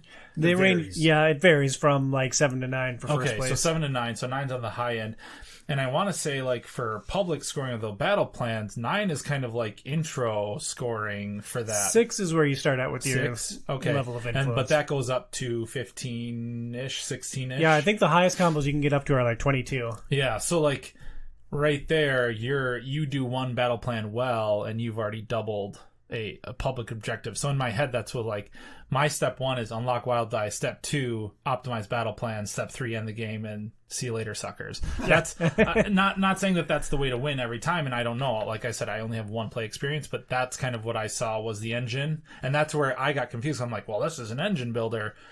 Apparently not the case, but that's kind of, I guess, how I viewed it in my head. So, like, I think unlocking the dice, I think, was important, as well as the wild die. I mean, the wild die is just helpful because then, as long as you can get those colored die, then it can be anything, right? As far as the color goes. I think the champions are something that I tapped into in both times, and I think that is super helpful. And I predominantly tended to early in the early game focus on the Ongoing? middle ones, the ongoing champions that give you benefits as the game goes, as different things are triggered, because I think that is super helpful to make certain actions that much better for you. My strategy was to buy those same ongoing champions and then forget that I had them and never trigger their abilities. Yep. And I don't win this game. So one thing I was thinking that you could do with that to help make those more visible is, instead of putting them along the left side, if you have a little bit of room, put the ones that are ongoing above your player mat, so that's they're a good a little idea. bit more visible to you. To just sort of be that, like, as you're coming back from the board to your player board, oh yeah, did I trigger this kind of thing? That might help with that if you were forgetting that. And then, as you get closer to the end game, trying to capitalize on getting those end game champions. And I think those can be important along with the objectives if they match up. Mm-hmm. So, for instance, in the game last night, I had the Siege champion, and then one of our objectives was to get 3 Siege battle plans. And so I was able to capitalize, get that fast, as well as get that champion. And so I was making a lot of victory points off of those, even though on each individual battle I maybe made a bit fewer because I didn't have my influence high enough to be able to get a higher combat rating. In that game, it was you and me and Phoenix. Very tight game. The final score was a difference of 5. We were all within 5 points of each other. Phoenix misread her champion card, and so that was the difference for her in falling behind. She misread what the benefit she got from her champion, so she thought you had it in the bag. Yeah. Wound up in last place. It was that close. Yeah. But that's Shadow Kingdoms of Valeria. I will write up my full thoughts and have that on the website. Thank you again to Daily Magic Games for the review copy. For the last thing we're going to do for our last segment of the New Year, New Games 2024 show, we're going to focus on some of the games that we've talked about over the last couple of years. We have 10 minutes left, so we're going to give real quick updates on our takes on these games that you backed and whether or not you would buy it retail. Ark Nova, it's a zoo building game with tile placement, set collection, tableau building, card drafting, and endgame bonuses. Adam, have you gotten this to the table, and is it worth buying retail? Yes. So we actually played at the last game weekend. Tom, I think it was... It was before I showed up. Yep. So once again, our Rockstar friend Ryan Young brought his copy. No, I brought my copy, but he taught us. So it was nice. It was one of those games that I bought that I didn't have to learn myself. I love it. I think it's fantastic. Mm-hmm. You don't have to save any manatee, so Joe enjoyed it, I think. I won, too. Yes. That's one of the first times I've played one of those games the first time and won. Yeah, so I think it was a pretty good experience overall. I think any of us would be happy to get it back to the table and try it again. So definitely it had some really interesting mechanic interactions that, like, stemmed through your entire zoo per se. It's like terraforming Mars, but taking some mechanics to like a little bit different level, different variation, which I think is pretty cool. Yeah. Well, you got me. Terraforming Mars is awesome. Yeah. Next up, Aeon, Trespass, Odyssey, a Greek mythology-based version of Kingdom Death Monster. It's co-op with world exploration, boss monster battles, campaign-focused burns. I know that you have played this a little bit. So I guess both of you give your thoughts on whether or not you would buy it retail, knowing what you know now.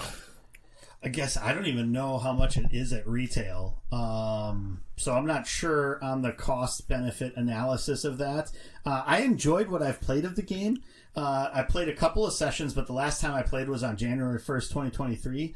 So it's been a while, just because then we started playing Frosthaven, and we've been playing Marvel Champions. So, like, with kind of the games that we've been playing with, I was playing with Chewy. We've just been doing other things instead of playing that. But it's a really fun game. The sort of gameplay loop of it and the exploration then on top of when you get into the battles with the different bosses, and then trying to determine what types of materials you need and then which bosses to fight. It's just all a lot of interesting mechanics that go together. I'd be curious once we play it again how well we'll be able to jump back in. We do have everything sort of piled together in like the game state saved, so it should be able to jump into it, but it might be something over the next couple of weeks we jump into again to get into there. I think it's a lot of fun. It is a big game. It is a huge time commitment. So that would be something to sort of have in mind if you were looking at pulling the trigger on it. It's a pass for me. Yeah. So sadly this arrived like right in the middle of us planning to build a house and sell our house and clean our house so it looks good to sell, and that whole fiasco of a circus that my wife and I decided to jump into. So I have not got this to the table, but from past experiences and from what Joe said and the complexity of this, this could be a solo game for me potentially, to set up and just kind of leave up and play along the way. It sounds like that might be a good way to do it. So unless you're super into gaming and super solo and you got like $1,000 to burn a hole in your pocket, because I think like so they have a new campaign that already came out like right at the end, and someone foolishly backed that as well. Oh, you did? Yeah. Oh, jeez. Like, I didn't pull the trigger on that because there was just way too much in that one. It was, and it's just like, it wasn't an all in. It was like the core first Heracles seasons or whatever. So I have quite a bit of content to go through, but that theme like really strikes in a chord with me, that Greek mythology. Because Wave 2 hasn't even come yet for that. That's supposed to be this year sometime. Correct. So. I'll need a separate house just to store Aeon. So. Aeon, Trespass, Odyssey, huge time commitment, big financial commitment, but if you're into Greek mythology and campaign-based games, it's worth checking out. Next up, Marvel, Dice Throne, dice rolling, superhero combat. It can be either co-op or competitive. You roll dice, you develop your characters, you level up. Burnsy, where should someone jump in with Marvel Dice Throne? So now at retail, basically the way that the Dice Throne retail packs go is that you buy 2 heroes together, and that's how they're separated. So I would just say if you're interested in it, and there's a couple of, like, there's one of the packs where it's like you like both those heroes, that'd be a good jumping in point to see if you like it, and then you could buy more heroes after that. And if you really like it, you could probably try to get in on a late pledge on the Missions and X-Men campaign to then buy whatever else you don't have if you were really interested in it. So I'd recommend that. I've played it a good handful of times. I've played as almost all the heroes. I think there's 1 or 2 I haven't played as yet. It's fun. Each one's different and interesting and feels fun to play. So superheroes plus dice equals fun. Marvel Champions, Sinister Motives. This is the Marvel living card game. It is cooperative. It's campaign based. Burnsy, how has your experience been with Marvel Champions, Sinister Motives? And if someone wants to jump in on Champions, what's a good starting point? We actually just finished the campaign that came after Sinister Motives, which was the first X-Men campaign. Spider-Gwen and Miles Morales are really fun in Sinister Motives, especially Ghost Spider. Spider-Gwen has some really interesting mechanics that you can pull off. She kind of is at home in like a protection build, and when we were playing, Chewie was playing as her through the campaign, and there was times where he would do so much during the villain's activation, because a lot of those protection cards trigger off of like villain activations or blocking. So he would do most of his stuff not during the active phase. It was get to his active phase, he'd do like 1 or 2 things, and then it would be like, all right, and then he's just like card after card after card, like when it got to the villain's phase, which was a lot of fun. The campaign in general was pretty good to play through. Each of the characters, especially Mysterio, had some really good elements to it, and then the Green Goblin final villain was super difficult to play through. Not as difficult as like Ronan the Accuser, which is near impossible to beat, which is the end of the Guardians of the Galaxy campaign, which came before Sinister Motives. I would say if you were looking, so in order to get into it, you do still need to buy a core set, because there's a lot of cards in there that you need, and then all the counters and the dials and stuff like that. Then I would recommend just, if there's a couple of characters that you really like, pick a couple of the character packs up, and then one of the expansions, and you would have lots of things to be able to play. Thor and Agent Venom for the win. Yeah, and so the Venom stuff is pretty interesting. There's a symbiote suit card that you get out of that set that gives you, it makes you super powerful. But for every symbiote suit that's in play, you add an encounter card when you get to the encounter card phase. So if you had 3 or 4 people in symbiote suits, you'd be getting, if you're playing a 4-player game, you'd be getting 8 encounter cards per activation. But you have like almost double health and all this extra strength and stuff. So it's kind of a interesting. It's an interesting push your luck mechanic if you decided to use the symbiote suits. So fascinating. That is Marvel Champions, Sinister Motives. That is going to do it for New Year's New Games 2024. Our final thoughts for this show. A goal or ambition for 2024 Burns in 1 sentence or so. For board games? Board games and or life? I I think kind of like we talked about last year, try to play a lot of the things that I've picked up in the last couple of years that I haven't gotten to the table yet. So I think that's kind of a real focus. I've been able to get through a few of those recently, but trying to get through a few more or a good chunk of that backlog would be great. Yep, same for me. House is predicted to be done early spring, so we're hoping to move in about April. Once that dust settles, probably literally and figuratively, I'd love to get back to like regular gaming, get my table set up. It'll be in an unfinished basement, but hey, it's space and I can leave a game set up now. So I want to get back to what I was doing kind of pre-move and Back to Robot Club, yeah. And back to Robot Club for sure. So yeah, that's definitely a one I want to get back to. So my goal is to play a campaign game with my wife. Phoenix has really evolved as a gamer this year, especially in the recent months. I got her Tainted Grail for Christmas, and I am so excited to dive into that with her. And it's all based on conversations that we've had here on the show. Super excited for it. I'm excited for you guys. I'm excited for us too. Burns you're excited. Feel these nipples. Next month, we're going to break down Devil May Cry. Brian, Joey, and I are playing Devil May Cry 5 and the board game based on the IP. Thank you so much for listening to this episode of Outside is Overrated. Please review us on your favorite podcast platform and support our show on Patreon at patreon.com/OIO. For Joey at HobbyBoxBurns on X and twitch.tv/HobbyBoxBurns. For Adam at Ox's Auditorium on the Instagram, I'm Tom Sidlogic at TomSidlogicOIO. We'll talk to you next month. Stay inside, kids.